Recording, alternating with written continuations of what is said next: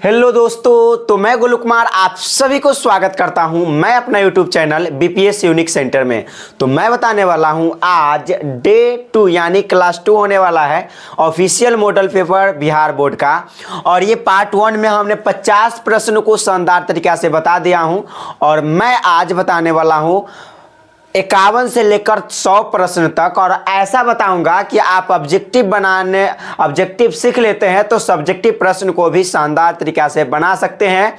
तो चलिए हम बिना देरी के वीडियो को स्टार्ट करते हैं और आपको शानदार तरीके से यहां पर सिखाते हुए चलते हैं। बस आप यहां पर सीखने की कोशिश कीजिए।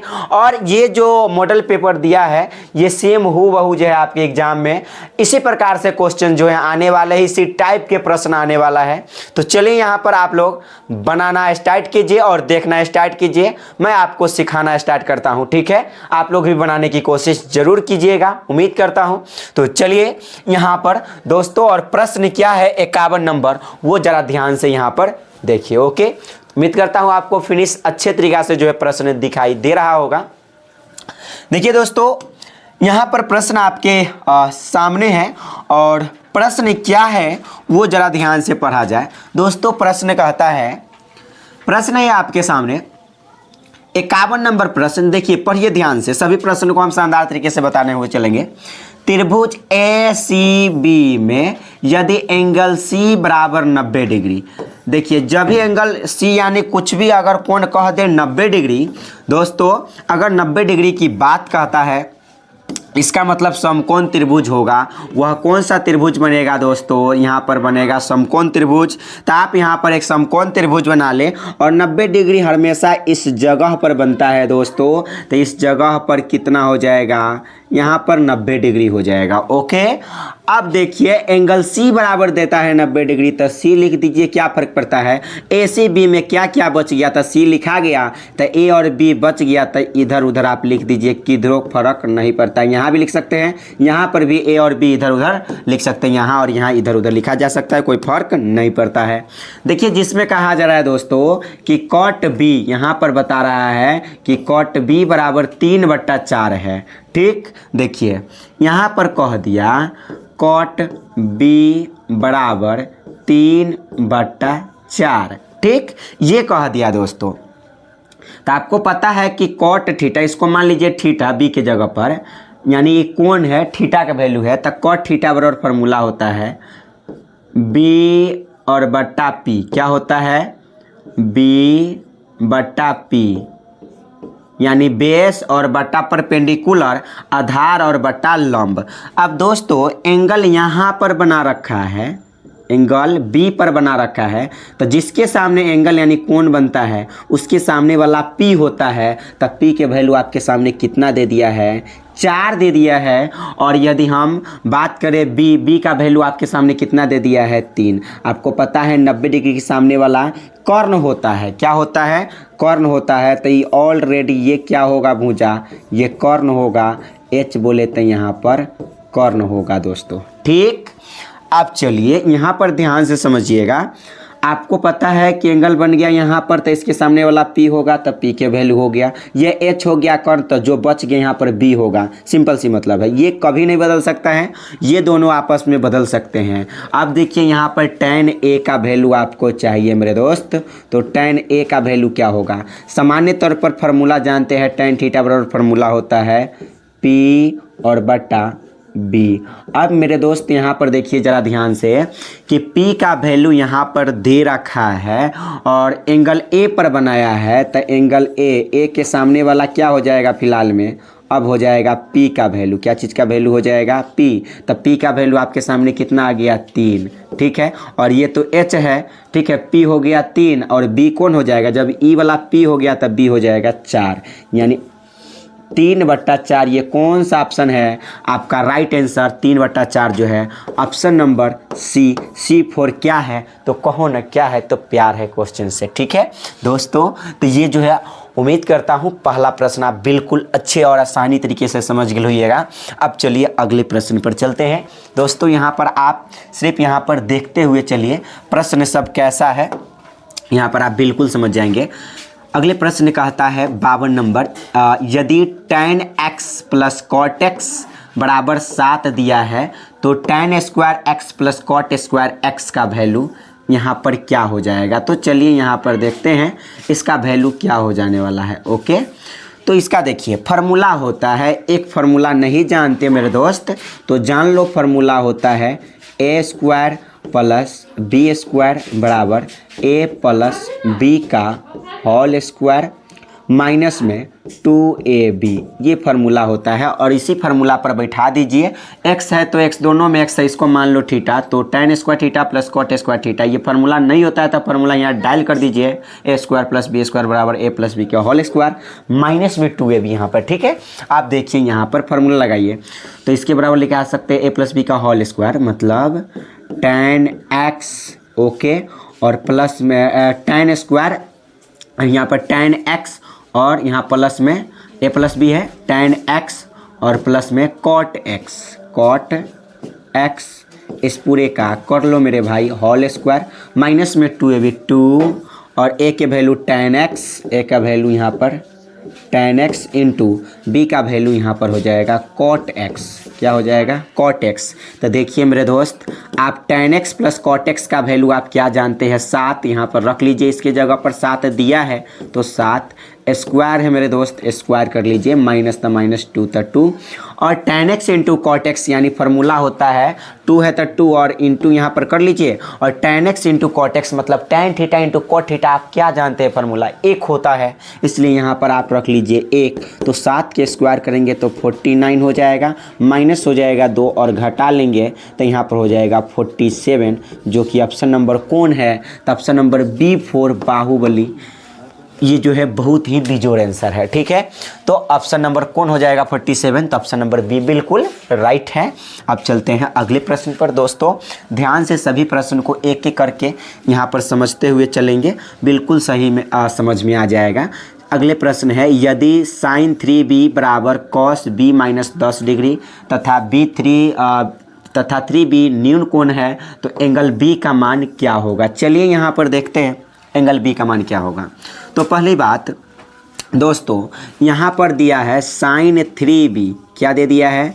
sin 3b बराबर दे दिया है दोस्तों cos b माइनस 10 डिग्री। ठीक, यही दे दिया है। और मेरा सोच है कि मान लो मेरे दोस्त कि ये है थीटा, क्या है? थीटा। तो साइन थीटा बराबर फार्मूला होता है, क्या होता है? साइन थीटा बराबर formula cos 90 degree minus theta. Theta का वैल्यू कितना है आपके सामने? थीटा के जगह पर 3b मान लीजिए, क्या फ़र्क पड़ता है? और बराबर cos, तो cos, यानी इस टाइप के प्रश्न आएगा तो ऐसा ही बनेगा। और इंटू यहाँ पर है b माइनस 10 डिग्री। तो देखिए दोस्तों, यहाँ पर क्या होगा? cos से cos कट जाएगा तो यहाँ बच जाएगा 90 डिग्री और उधर माइनस में 10, इधर आएगा तो प्लस में 10 डिग्री और बराबर b तब b और इधर माइनस में 3b, उधर जाएगा तो प्लस में यहाँ पर 3b आ जाएगा। 90 10 जोड़ लेंगे 100 डिग्री हो जाएगा, 3 गो b और 1 गो b मिलकर हो जाएगा 4 गो b। 4 से इसको काट दोगे मेरे भाई, 4 से ये 25 मरतबे जो है बिल्कुल कट जाएगा, यानी 25 बराबर क्या आ गया?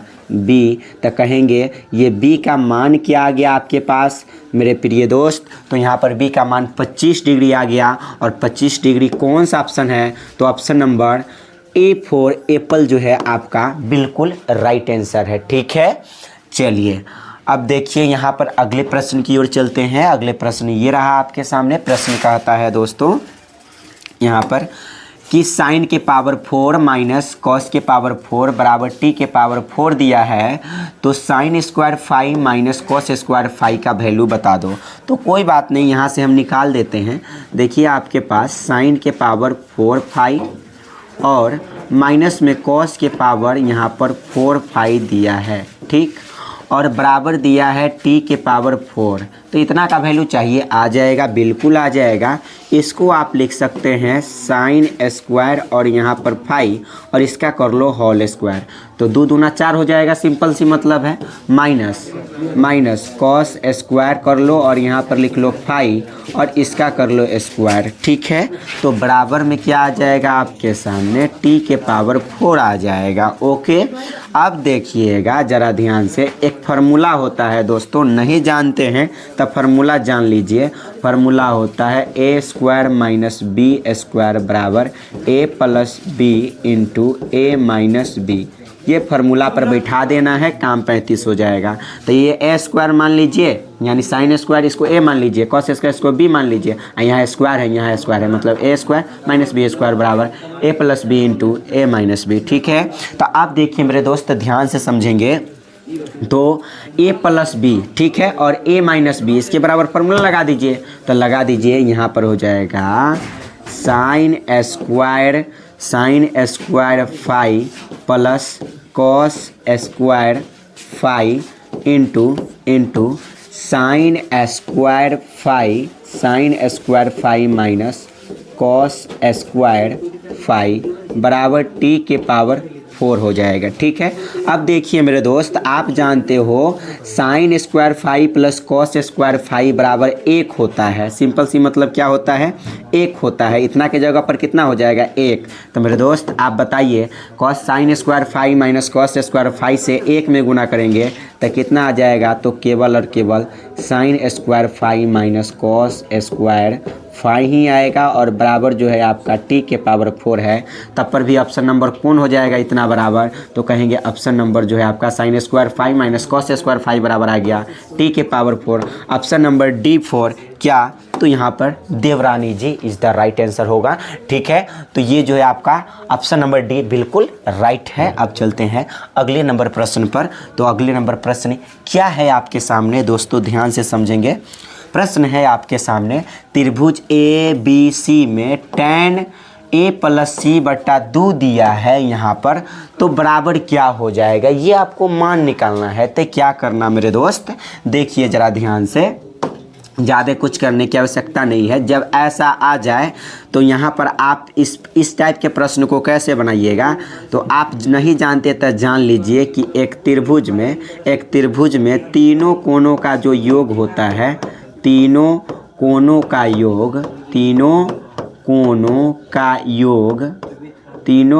का जो योग है मेरे दोस्त, वह 360 180 डिग्री के बराबर होता है। त्रिभुज के तीनों कोनों का योग कितना होता है, 180 डिग्री। तो लिख सकते हैं ए प्लस मतलब कोण ए और प्लस कोण बी और प्लस कोण सी, इस सब को मिला देंगे तो 180 डिग्री हो जाएगा। और आपको चाहिए यहाँ पर a प्लस सी, तो a प्लस सी का वैल्यू यहाँ से निकाल लीजिए, a और प्लस कर लो यहाँ पर c बराबर 180। तो 180 इधर प्लस में भी उधर जाएगा दोस्तों, तो माइनस में भी हो जाएगा। अब यहाँ पर देखिए ज़रा ध्यान से, ये आ गया a प्लस सी का वैल्यू आपके सामने इतना आ गया। अब इतना मान रख देंगे, a प्लस सी के जगह पर काम 35 हो जाएगा, क्या फ़र्क पड़ता है।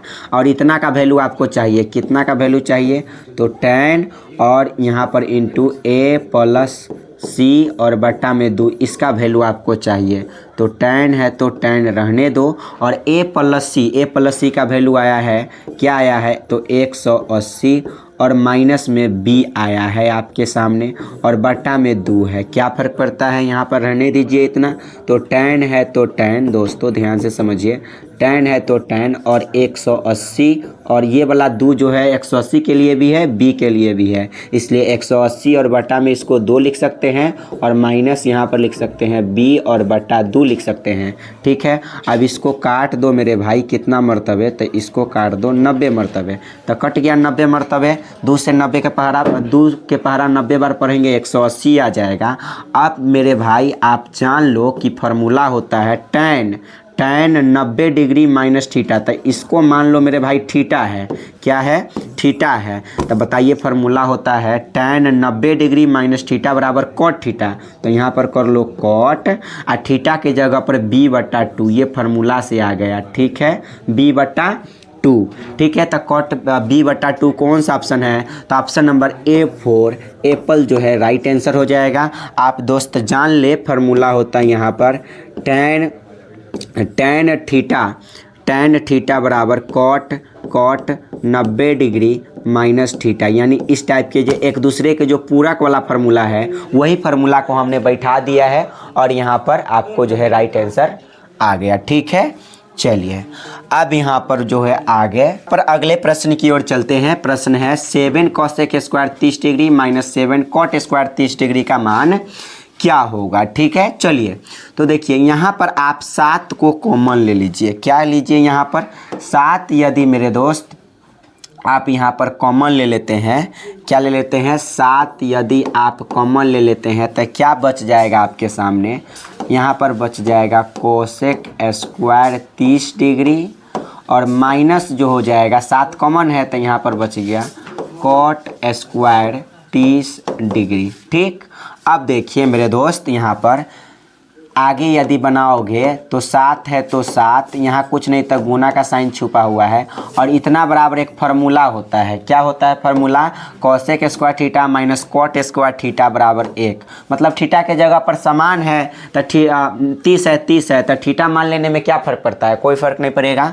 तो cosec square theta minus cot square theta बराबर 1 होता है। तो मेरे दोस्त आप बताओ 7 से 1 में गुना करके कितना आ जाएगा? 7। और ऑप्शन नंबर B4 बॉल जो है आपका राइट आंसर हो जाएगा। तो चलिए यहाँ पर शानदार तरीके से फिर चलते हैं अगले प्रश्न पर। अगले प्रश्न ये रहा आपके सामने दोस्तों।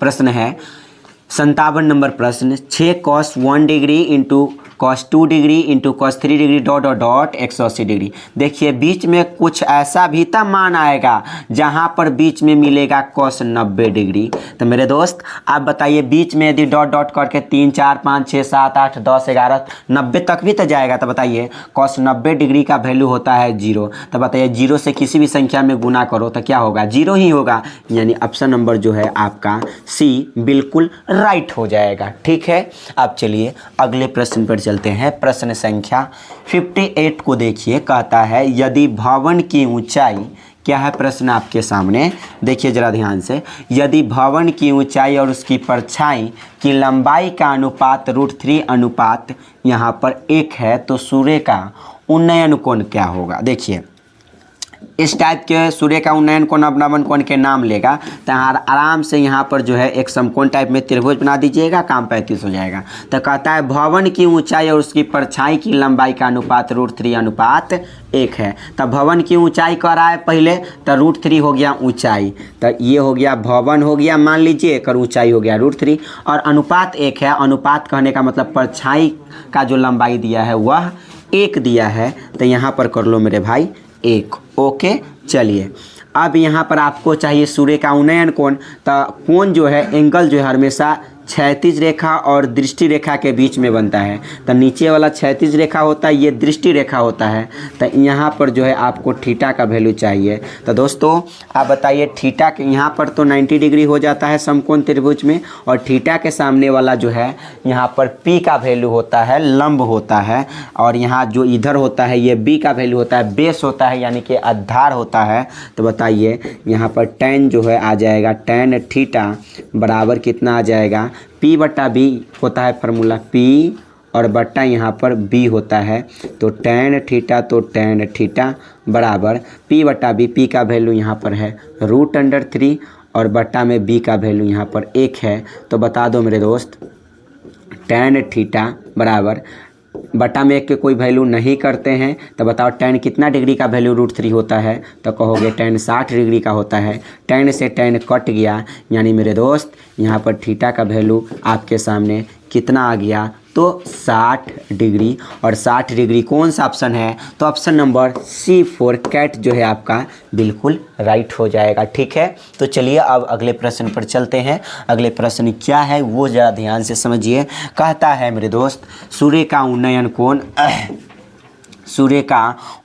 कोण 45 डिग्री है तो भवन की ऊंचाई और उसकी परछाई की लंबाई का अनुपात क्या होगा? देखिए अगर 45 डिग्री वाला जो कंडीशन आ जाता है दोस्तों, तो ये भवन की ऊंचाई और परछाई, ऐसे भी जो वस्तु की ऊंचाई है वो परछाई वस्तु की जो लंबाई है वो और जो परछाई है वो दोनों आपस में बराबर होता है। तो देखिए यहाँ पर कहा ना दोस्तों, क्या कहा कि एक भवन की ऊंचाई और उसकी परछाई, भवन की, मान लीजिए एक भवन को यहाँ पर ले लीजिए मेरे दोस्त, अगर हम यहाँ पर एक भवन को ले लेते हैं तो ये मान लीजिए कि ये भवन है, न भवन की ऊंचाई पता है और न ही आपको यहाँ पर न उसकी लंबाई पता है, कुछ भी पता नहीं है। तो मान लो कि यहाँ पर मेरे दोस्त, यहाँ पर कि भवन की ऊंचाई और उसकी परछाई की लंबाई का अनुपात क्या होगा, यही आपको निकालना है। तो मान लीजिए कि ये जो है इसकी लंबाई x रहा, सपोज ये भी x रहा, तो देखिए दोनों जो है आपस में यहाँ पर बराबर होगा। इस बात को आप ज़रूर ध्यान रखेंगे कि सूर्य का जो उन्नयन कोण यहाँ पर दे दिया है 45 डिग्री, कितना दे दिया है 45 डिग्री, तो ये भवन की ऊंचाई जब 45 डिग्री दे दे तो भवन की ऊंचाई और उसकी परछाई, यानी जितना ऊंचाई होगा भवन के उतना ही लंबा जो है परछाई बनेगा। तो दोनों आपस में बराबर होगा, दोनों आपस में बराबर, न ई ऑप्शन है और न ही ये ऑप्शन है, न ही ये ऑप्शन है, only for option number A जो है। इसलिए ध्यान रहे भवन की ऊंचाई और परछाई का, भवन की जो परछाई का जो लंबाई होगा वो दोनों आपस में बिल्कुल बराबर होता है। परछाई और लंबाई जो है बराबर होता है, परछाई की लंबाई और वस्तु की लंबाई आपस में बराबर होता है। इसलिए option number A for Apple जो है आपका राइट हो जाएगा। अब देखो मेरे दोस्त 60 नंबर प्रश्न कहता है -5/2, -3/4। ये सब जानता है कि तीसरा पाद में होता है, क्योंकि माइनस और माइनस कौन सा होता है, तीसरा होता है। अगर प्रथम की बात करें तो प्लस और प्लस होता है। अगर हम दूसरा की बात करें दोस्तों तो यहाँ पर माइनस और यहाँ पर प्लस होता है, ठीक है, प्लस होता है। और ये हो गया माइनस प्लस और ये होता है प्लस माइनस। तो इसको भी ध्यान रखना मेरे दोस्त, ये प्लस और माइनस के साथ होगा, चौथा प्लस माइनस होता है, ठीक। तो यहाँ माइनस माइनस दोनों में है, तो इसलिए तीसरा चतुर्थांश होगा। आप चलते हैं अगले प्रश्न पर। अगले प्रश्न ये रहा आपके सामने दोस्तों। अब देखिए बीच की दूरी है, ये दोनों की यदि आप बीच की दूरी निकाल लोगे मेरे दोस्त तो इसका जो है आंसर आपका राइट जो है ये √p² + q² जो है बिल्कुल आ जाएगा। क्योंकि यहाँ पर देखिए ज़रा ध्यान से समझेंगे, अगर समझ लो मेरे भाई, यहाँ पर ये p cos phi है। देखिए यहाँ पर कैसे आपको बनाना है, मान लीजिए एक यहाँ पर लाइन रेखा खींच लेना है, ठीक है, और इसको मान लेना है दोस्तों a और इसको मान लेना है b, ठीक है। और एक बिंदु दे रखा है आपको p cos यहाँ पर phi दे रखा है और प्लस में यहाँ पर q cos q sin क्या दिया है, q sin phi दे रखा है और कॉमा में 0 दे रखा है, ठीक है। और b का जो दे रखा है दूसरा बिंदु वह 0, p sin phi और माइनस में q cos यहाँ पर phi दे रखा है, ठीक है। तो सिंपल सी मतलब है, आप जो है इस दोनों के बीच की दूरी निकालेंगे तो वह आ जाएगा √p² + q², ठीक है। मतलब आप फार्मूला बैठाइएगा। फार्मूला क्या होता है, दूरी सूत्र का आप नहीं जानते तो थोड़ा सा आप जानिए दूरी सूत्र। हमें इससे पहले कितना बार ये इस टाइप के प्रश्न को बताया है। दूरी सूत्र निकालने का जो फार्मूला होता है, दूरी निकालना किसके किसके, a और b के बीच की दूरी। तो दोस्तों आप जो है a और b के बीच की दूरी निकालोगे, फार्मूला होता है x2 - x1 इस पूरे का whole square plus y2 - y1 इस पूरे का होल स्क्वायर, ठीक है।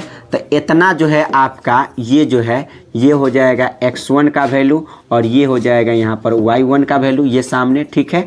और ये हो जाएगा x2 का वैल्यू और ये जो है पूरा आपका y2 का वैल्यू हो जाएगा। तो आप यहाँ पर मान रखेंगे, आपका जो है राइट आंसर कौन सा हो जाएगा, तो ऑप्शन नंबर सी जो है बिल्कुल राइट हो जाएगा। मान रखकर आप जरूर बना लीजिएगा, ऑप्शन नंबर आपको सी बिल्कुल राइट हो जाएगा, ठीक है। अब चलिए 61 के बाद हम 62 की बात करते हैं मेरे दोस्त। तो यहाँ पर देखिए प्रश्न आपके सामने है, मूल बिंदु से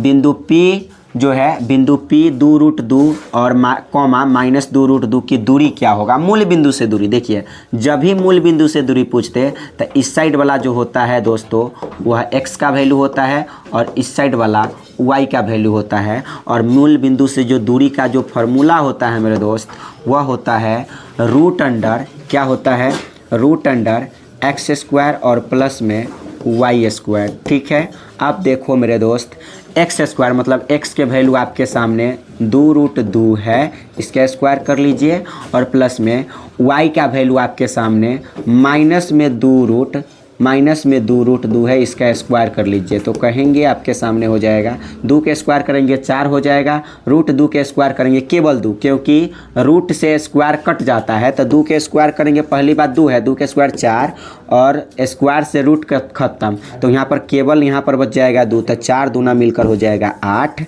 तो ये हो जाएगा आपके सामने 8 प्लस माइनस के स्क्वायर प्लस 2 के स्क्वायर 4 और √2 के स्क्वायर 2, तब 4 दूना हो जाएगा यहाँ पर भी 8, जोड़ लेंगे तो 16 हो जाएगा। 16 का वर्गमूल जो है निकाल कर कितना हो जाएगा 4। ये कौन सा ऑप्शन है, तो ऑप्शन नंबर B4 बॉल जो है आपका राइट आंसर है। ठीक है, तो ये प्रश्न को है इस टाइप के जरूर बना लीजिएगा मूल बिंदु वाला। अब चलिए अगले प्रश्न को देखते हैं दोस्त, ध्यान से समझते हुए चलिए। ठीक है, आप मस्ती से बना सकते हैं। अब देखिए अगला प्रश्न कहता है समीकरण क्या है, समीकरण 4x + 3y = 12 का आलेख y अक्ष क्या है, प्रश्न आपके सामने y अक्ष को जिस बिंदु पर काटता है वह है। जब भी आपको y अक्ष की बात कहता है ना मेरे दोस्त, तो y अक्ष पर x का वैल्यू 0 हो जाता है, y जैसे वैसे रह जाता है लेकिन x का वैल्यू जो है 0 हो जाता है। तो x के वैल्यू ये है क्या 0 नहीं है, तो ये ऑप्शन ऐसे भी नहीं होगा। क्या ये है x का वैल्यू 0 पहले नहीं है, पहले x होता है बाद में y होता है, पहले x बाद में y, तो x के वैल्यू ना 0 पहले ये रहा और ना ही ये रहा। तो आपको इसमें और इसमें थोड़ा सा डाउट हो सकता है, तो दोनों ऑप्शन को चेक करके रख लेंगे, चेक करके यहाँ पर रख लेंगे और पता चल जाएगा आपको। तो देखिए दोस्तों आपको क्या करना है, ऑप्शन को उठा कर रखिए यहाँ पर, ऑप्शन नंबर बी को यहाँ चेक करते हैं। किसको, जैसे 4x + 3y = 12 दिया है, दोनों मैच कर गया तो हम कहेंगे हाँ ऑप्शन नंबर बी सही है, ना मैच किया तो ऑप्शन नंबर यहाँ पर ये सही होगा, सिंपल सी मतलब है। देखिए 4 है तो 4, समीकरण आपके सामने 4 है तो 4 और x के जगह पर पहले रख लीजिए 0, चेक करना है आपको 0 और प्लस में आपके सामने है 3।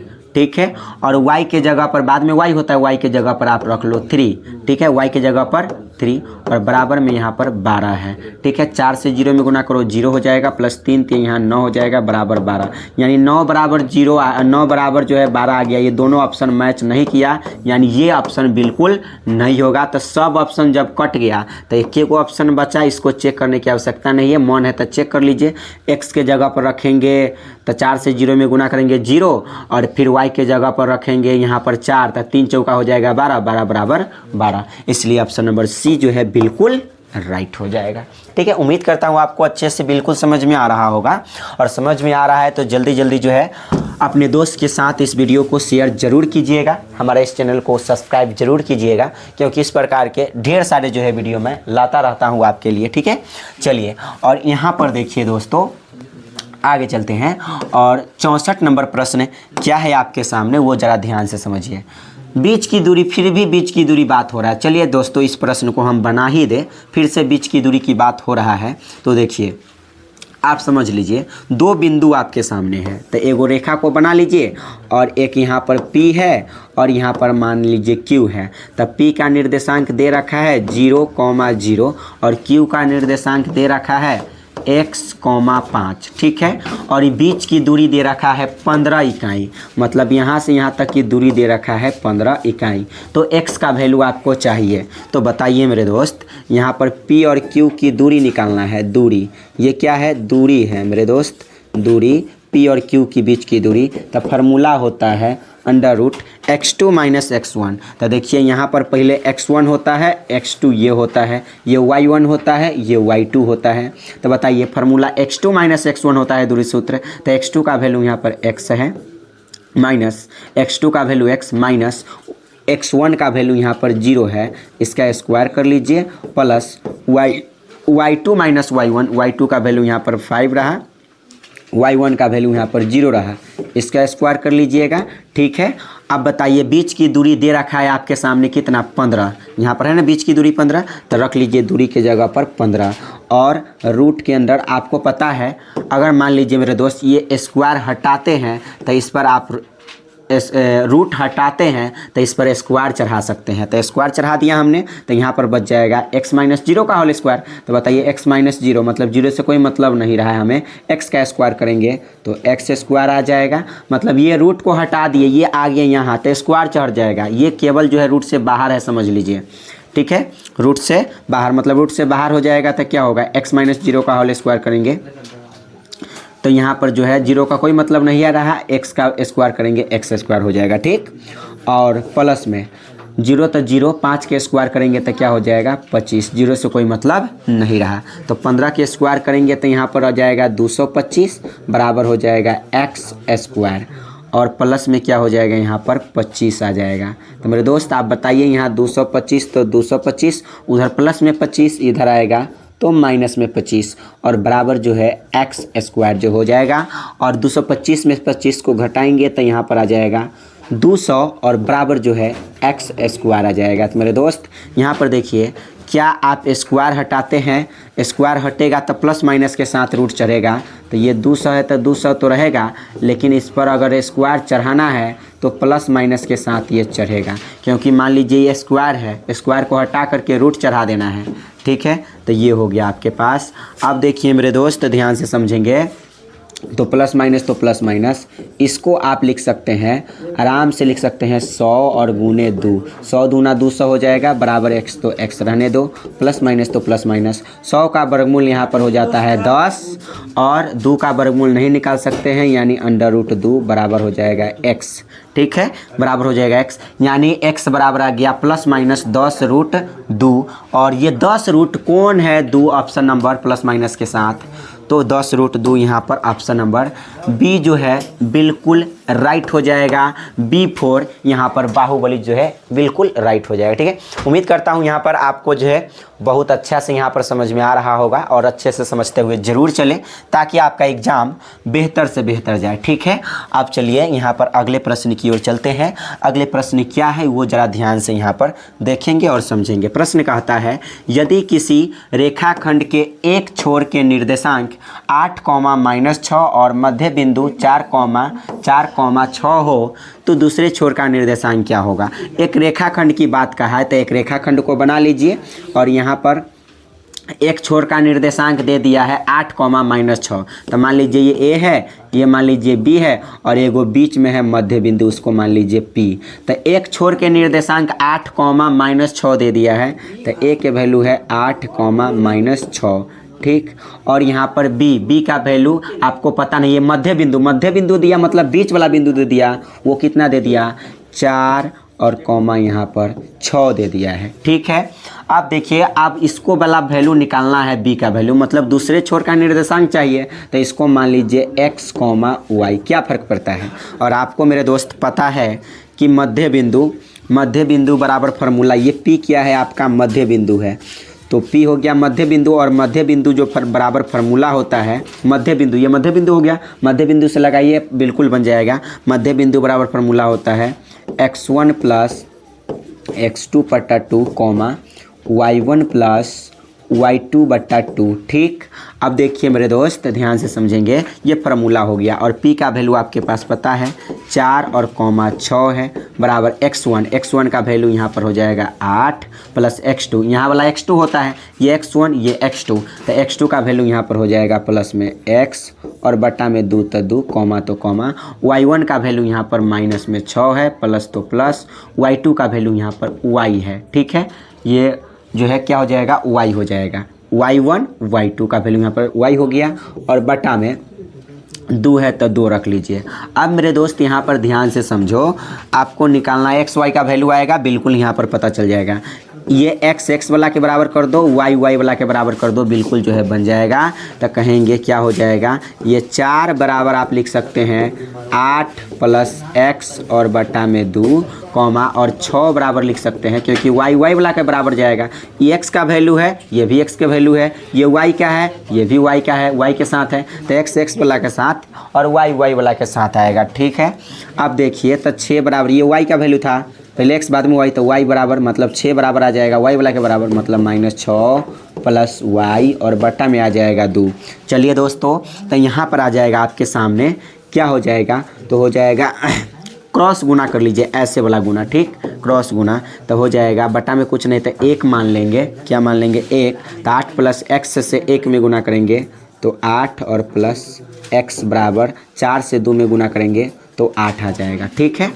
4 दूना 8 और बटा में 1 से गुना करेंगे तो 8 प्लस एक्स, कॉमा अगर यहाँ पर इसके बटा में कुछ नहीं तो 1 मान लीजिए, तो बताइए -6 प्लस वाई से 1 में गुना होगा तो -6 और प्लस में वाई आ जाएगा बराबर 6 दूना कितना आ जाएगा 12 आ जाएगा। तो कहेंगे मेरे दोस्त x बराबर कितना आ जाएगा 8, तो 8 इधर प्लस में 8 उधर जाएगा तो माइनस में 8, घटा लेंगे तो हो जाएगा 0, ठीक है। और यहाँ से कहेंगे तो y बराबर क्या आ जाएगा, कॉमा में y बराबर 12, तो 12 इधर माइनस में 6 उधर जाएगा तो प्लस में 6, यानी कि क्या आ जाएगा यहाँ पर आ जाएगा, यहाँ पर आपके सामने आ जाएगा 12 और 6 मिलकर 18, यानी x का वैल्यू 0, y का वैल्यू 18, ठीक है। x का वैल्यू 0, y का वैल्यू 18, यानी b का वैल्यू जो आ गया, दूसरे छोर का जो निर्देशांक आ गया वह 0,18 और 0,18 ऑप्शन नंबर A4 जो एप्पल जो है बिल्कुल राइट होगा। तो इस कदर से बनाया जाता है दोस्तों, ठीक है। अब अगले प्रश्न की ओर चलते हैं। अगला प्रश्न आपके सामने ये रहा दोस्तों, और कहता है किसी त्रिभुज के शीर्षों के निर्देशांक यहाँ पर दे रखा है और 3 शीर्ष है। पहला शीर्ष हो गया, ये दूसरा शीर्ष, ये तीसरा शीर्ष, तो इसके केंद्रक का निर्देशांक क्या होगा। देखिए आप नहीं जानते मेरे दोस्त तो जान लीजिए, केंद्रक का, त्रिभुज के केंद्रक का जो फॉर्मूला होता है वह होता है त्रिभुज का केंद्रक x1 plus x2 plus x3 और बट्टा में 3, comma y1 plus y2 plus y3 और बट्टा में यहाँ पर 3 होता है। इस बात को ज़रूर ध्यान रखेंगे, ठीक है। अब देखिए दोस्तों, अगर हम एक त्रिभुज की बात कराया केंद्रक की, तो सब्जेक्टिव प्रश्न होता तो आप कैसे बनाते, ये तो फार्मूला हो जाएगा केंद्रक का, ये केंद्रक का क्या हो गया फार्मूला। तो एक यहाँ पर आप इमेज लेते किसका, त्रिभुज का, और यहाँ पर एक इमेज को ऐसे बना लेते, ठीक है, इमेज को ऐसे बना लेते। इसको मान लेते मेरे दोस्त A, इसको मान लेते B और इसको C, जिसमें A का वैल्यू दिया था 8,12, ये पहला शीर्ष है, दूसरा शीर्ष 0,8 और तीसरा शीर्ष जो है 10,10 है, 10,10 है मेरे दोस्त, ठीक है, 10,10 है। अब देखिए यहाँ पर ये हो गया। अब आपको केंद्रक चाहिए, तो केंद्रक बोले तो यहाँ पर बीच वाला वैल्यू, यानी कि त्रिभुज का केंद्रक को हम G से दिखाते हैं। किससे दिखाते हैं, G से, यानी G जो है केंद्रक बराबर जो फार्मूला होता है वह त्रिभुज के केंद्रक, किसका केंद्रक, त्रिभुज का केंद्रक। तो यहाँ पर लिख लो त्रिभुज का केंद्रक का फार्मूला होता है x1 plus x2 plus x3 बटा 3, y1 plus y2 plus y3 और बटा 3 होता है। और यहाँ पर देखिए ज़रा ध्यान से समझिए मेरे दोस्त, तो x1 का वैल्यू क्या हो जाएगा, x1 x2 x3, y1 y2 y3 होता है, ठीक है। तो x1 का वैल्यू आपके सामने 8 है और प्लस में x2 का वैल्यू आपके सामने 0 है, प्लस x3 का वैल्यू यहाँ पर 10 है और बट्टा में यहाँ पर 3 है, कॉमा y1 का वैल्यू यहाँ पर 12 है, प्लस y2 का वैल्यू आपके सामने 8 है, y1 12, y2 8 और प्लस y3 का वैल्यू यहाँ पर 10 है और बटा में 3 है। तो आप बताओ मेरे दोस्त, 10 और 8 मिलकर हो जाएगा 18 और बट्टा 3, कॉमा 12 8 20 और 10 मिलकर हो जाएगा 30 और बट्टा 3, तो 3 दहाई हो जाएगा 30 और 3 छक हो जाएगा 18, यानी 6 और कॉमा 10, 6,10 कौन सा ऑप्शन है केंद्रक, तो कहेंगे 6,10 ऑप्शन नंबर जो है आपका बी जो है बिल्कुल राइट हो जाएगा, B4 बाहुबली, ठीक है। तो अब चलते हैं अगले प्रश्न पर। अब देखिए दोस्तों, ये प्रश्न आपके सामने रहा। प्रश्न क्या कहता है, जरा ध्यान से समझिए। प्रश्न कहता है त्रिभुज का क्षेत्रफल निकाल दो। फिर उसी प्रकार से आपको बनाना है, एक त्रिभुज को ले लेना है यहाँ पर, ठीक है, एक त्रिभुज को यहाँ पर ले लेना है और आपको त्रिभुज का क्षेत्रफल, ये A मान लो, ये B मान लो, ये C मान लो, और यहाँ पर P जो है 0,6 दिया है और Q जो है सॉरी यहाँ पर PQR दिया है। क्या क्या दिया है दोस्तों, तो आप समझ लें यहाँ पर P और QR दिया है, ठीक। तब PQ लिख लीजिए, यहाँ P लिख लो, यहाँ Q लिख लो मेरे भाई, ये लिख लो R, ठीक है। अब देखिए तो ये 0,6 और Q का वैल्यू 4,10 दे दिया, R का वैल्यू -12 और कॉमा में -2 दे दिया। चलिए आपको निकालना है त्रिभुज का क्षेत्रफल। तो त्रिभुज का क्षेत्रफल का जो फार्मूला होता है वह होता है त्रिभुज का क्षेत्रफल का फार्मूला, ठीक है, बराबर हाफ लगा दीजिए, मोड लगा दीजिए, ठीक है, हाफ लगा दीजिए मोड और बना लीजिए। देखिए half mode x1 into y2 minus y3 plus x2 into y3 minus y1 plus x3 into y1 minus y2। ये फार्मूला होता है त्रिभुज का केंद्रक का। नहीं जानते तो y वाला में देखिए, ये कर मतलब 23 है, 2 पर 3 23, आयकर मतलब 31 है, 3 पर 1 31, आयकर मतलब 1 पर 2 कितना 12, यानी 23 31 12 से भी आप याद रख सकते हैं शानदार तरीके से इसका क्षेत्रफल, ठीक है, त्रिभुज का क्षेत्रफल। तो हाफ है तो हाफ रहने दो, हाफ, और x1 का वैल्यू 0 है तो 0 और यहाँ पर इंटू।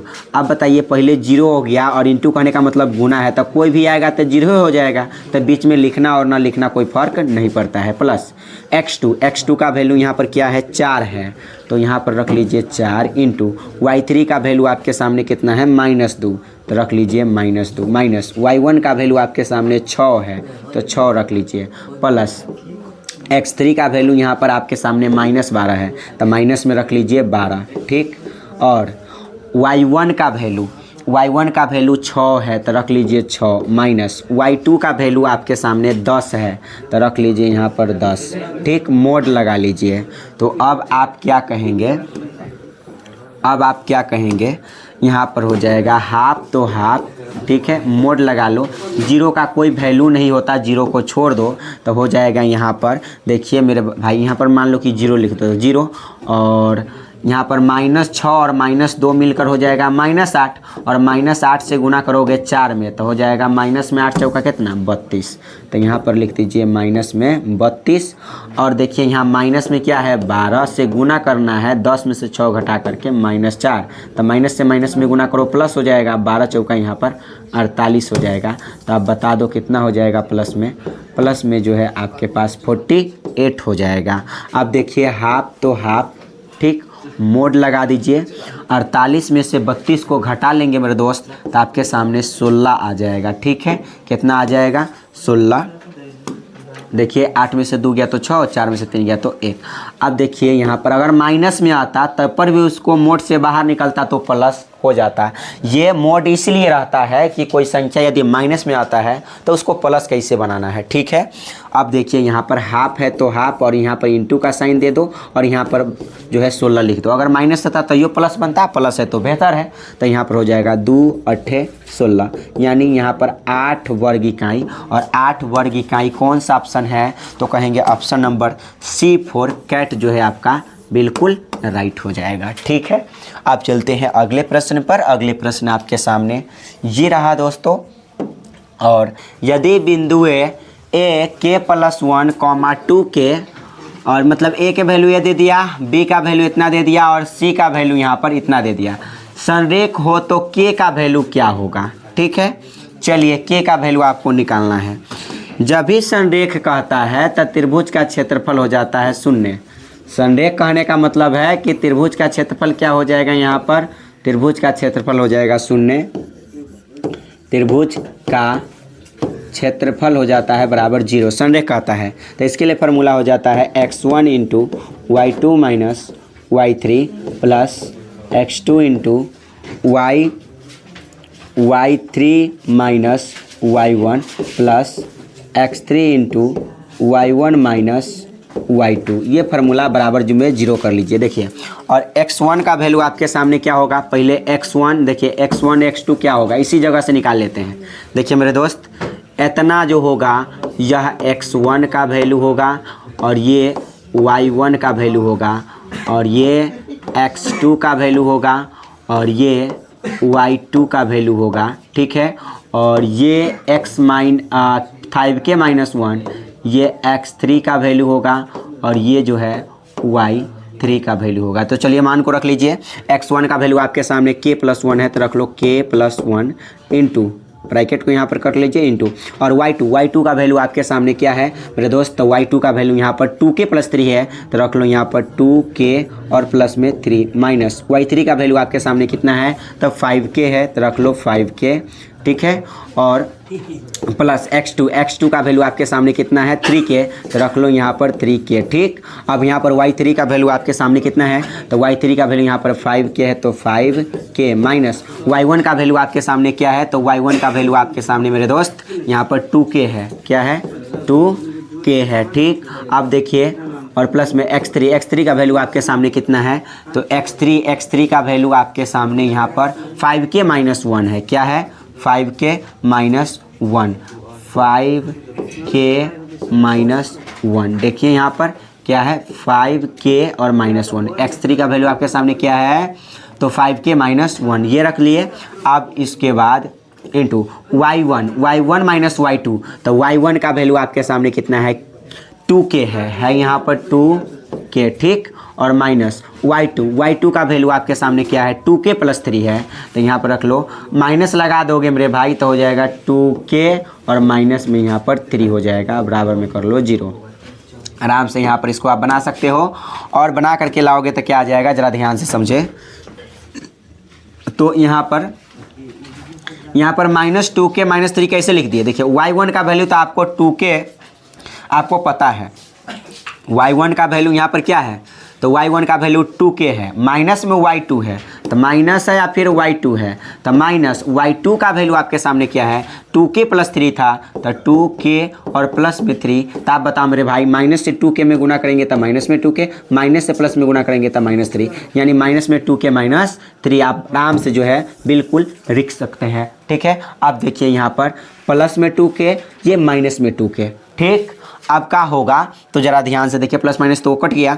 अब आपको क्या करना है, ज़रा ध्यान से समझिए, यहाँ से फिर से गुना करना है, तो फिर से यहाँ तो यदि आप गुना कर लेते हैं तो क्या हो जाएगा दोस्तों, देखिए k से 2k + 3 और -5k में गुना करना है, तो एक काम कीजिए, k तक k, प्लस तो प्लस, 1 तो 1, इंटू तो इंटू, 5 गो k में से 2 गो k चला जाएगा, तब माइनस में 3 गो k बच जाएगा, और प्लस में क्या है आपके सामने 3, और प्लस में यहाँ पर 3 और यहाँ पर है k, ठीक, 3k और 3k है, और इंटू यहाँ पर क्या हो जाएगा मेरे दोस्त, 5 गो k में से 2 गो k चला जाएगा, तो यहाँ पर हो जाएगा आपके सामने 3 गो k, और यहाँ पर क्या हो जाएगा 5k - 1 से आपको 3 में गुना करना है, तब 5k प्लस में यहाँ पर 5k, और 5k से पहले -3 में गुना कीजिए, तो 5 से ये हो जाएगा, माइनस में क्या, यहाँ माइनस है यहाँ प्लस है, तो प्लस माइनस मिलकर हो जाएगा -5, तिहाई कितना हो जाएगा यहाँ पर 15, और यहाँ k तो k, -1 से 3 में गुना करेंगे, माइनस माइनस मिलकर हो जाएगा प्लस,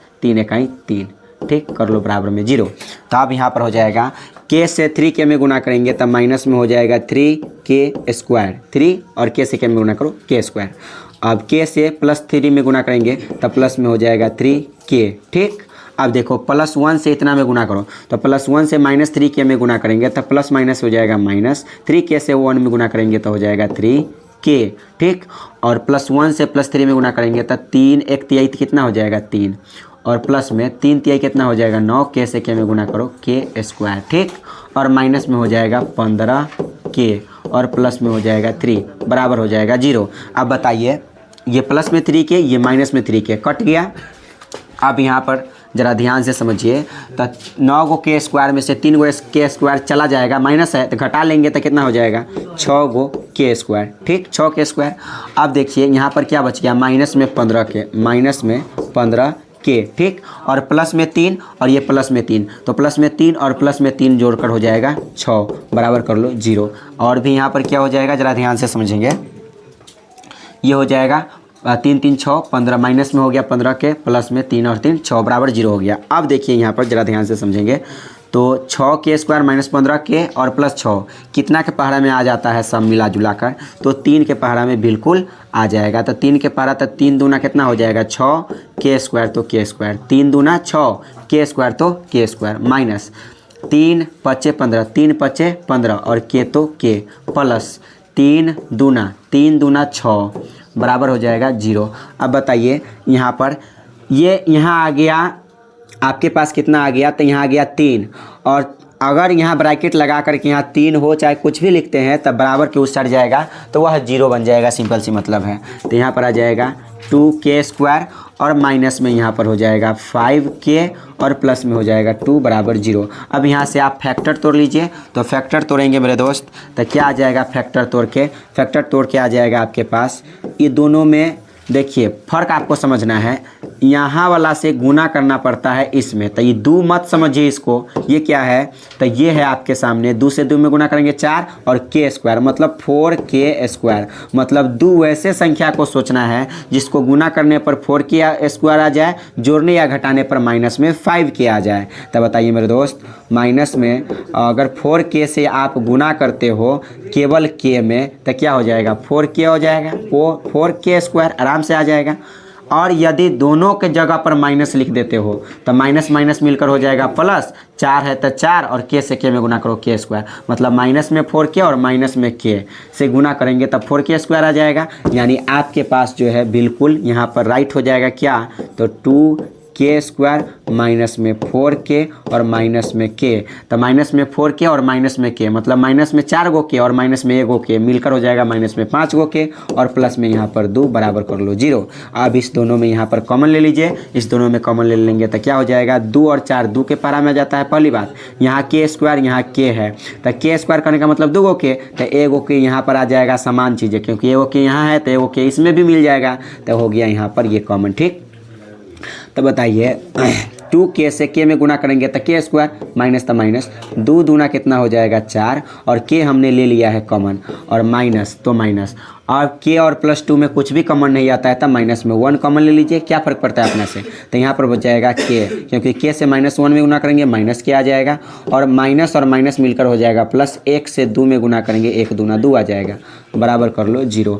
अब क्या हो जाएगा 2k और माइनस में हो जाएगा 1 बराबर कर लो 0, 2k - 1 यानी इस सभी के बराबर आपस में 0 के बराबर आएगा। तो बताइए 2k - 1 बराबर भी 0 होगा, और k - 2 यानी 2 गो में 1 गो, 2 गो में 1 गो, ये समान मिल गया k - 2, तो ये 2 गो में 1 गो यहाँ पर उतार लिए और इसके बराबर भी आप 0 कर सकते हैं। तो 2k और इधर माइनस में 1 उधर जाएगा तो यहाँ पर किस में आ जाएगा, प्लस में, इधर माइनस में 1 उधर जाएगा तो प्लस में 1 कॉमा k बराबर इधर माइनस में 2 उधर जाएगा तो प्लस में 2। तो बता दो मेरे दोस्त k बराबर 1, तो 1 आ 2 आ गया नीचे और कॉमा k बराबर यहाँ पर 2 आ जाएगा। तो बताइए 1/2 कॉमा 2 या 2 और 1/2 कौन सा ऑप्शन है, तो कहेंगे 2 और 1/2।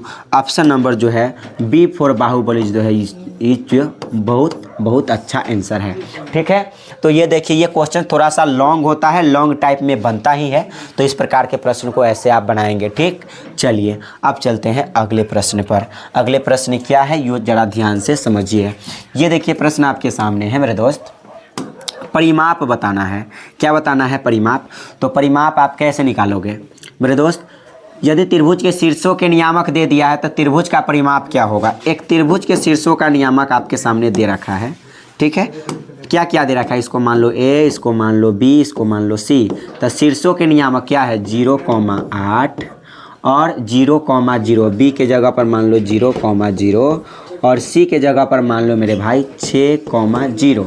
ठीक है, अब परिमाप चाहिए। परिमाप क्या होता है मेरे दोस्त, त्रिभुज का परिमाप कहता है कि सभी भुजाएं को आपस में जोड़ दो, इसको और इसको सभी को जोड़ दो, तो यही परिमाप है। मतलब परिमाप होता है 3, त्रिभुज का परिमाप होता है 3 और गुने भुजा, 3 गुने भुजा। ठीक है, यानी मतलब सभी परिमाप का 3 भुजा नहीं बल्कि भुजा, मतलब ये आप कह सकते हैं परिमाप कहता है सभी भुजाओं का योगफल को परिमाप कहते हैं।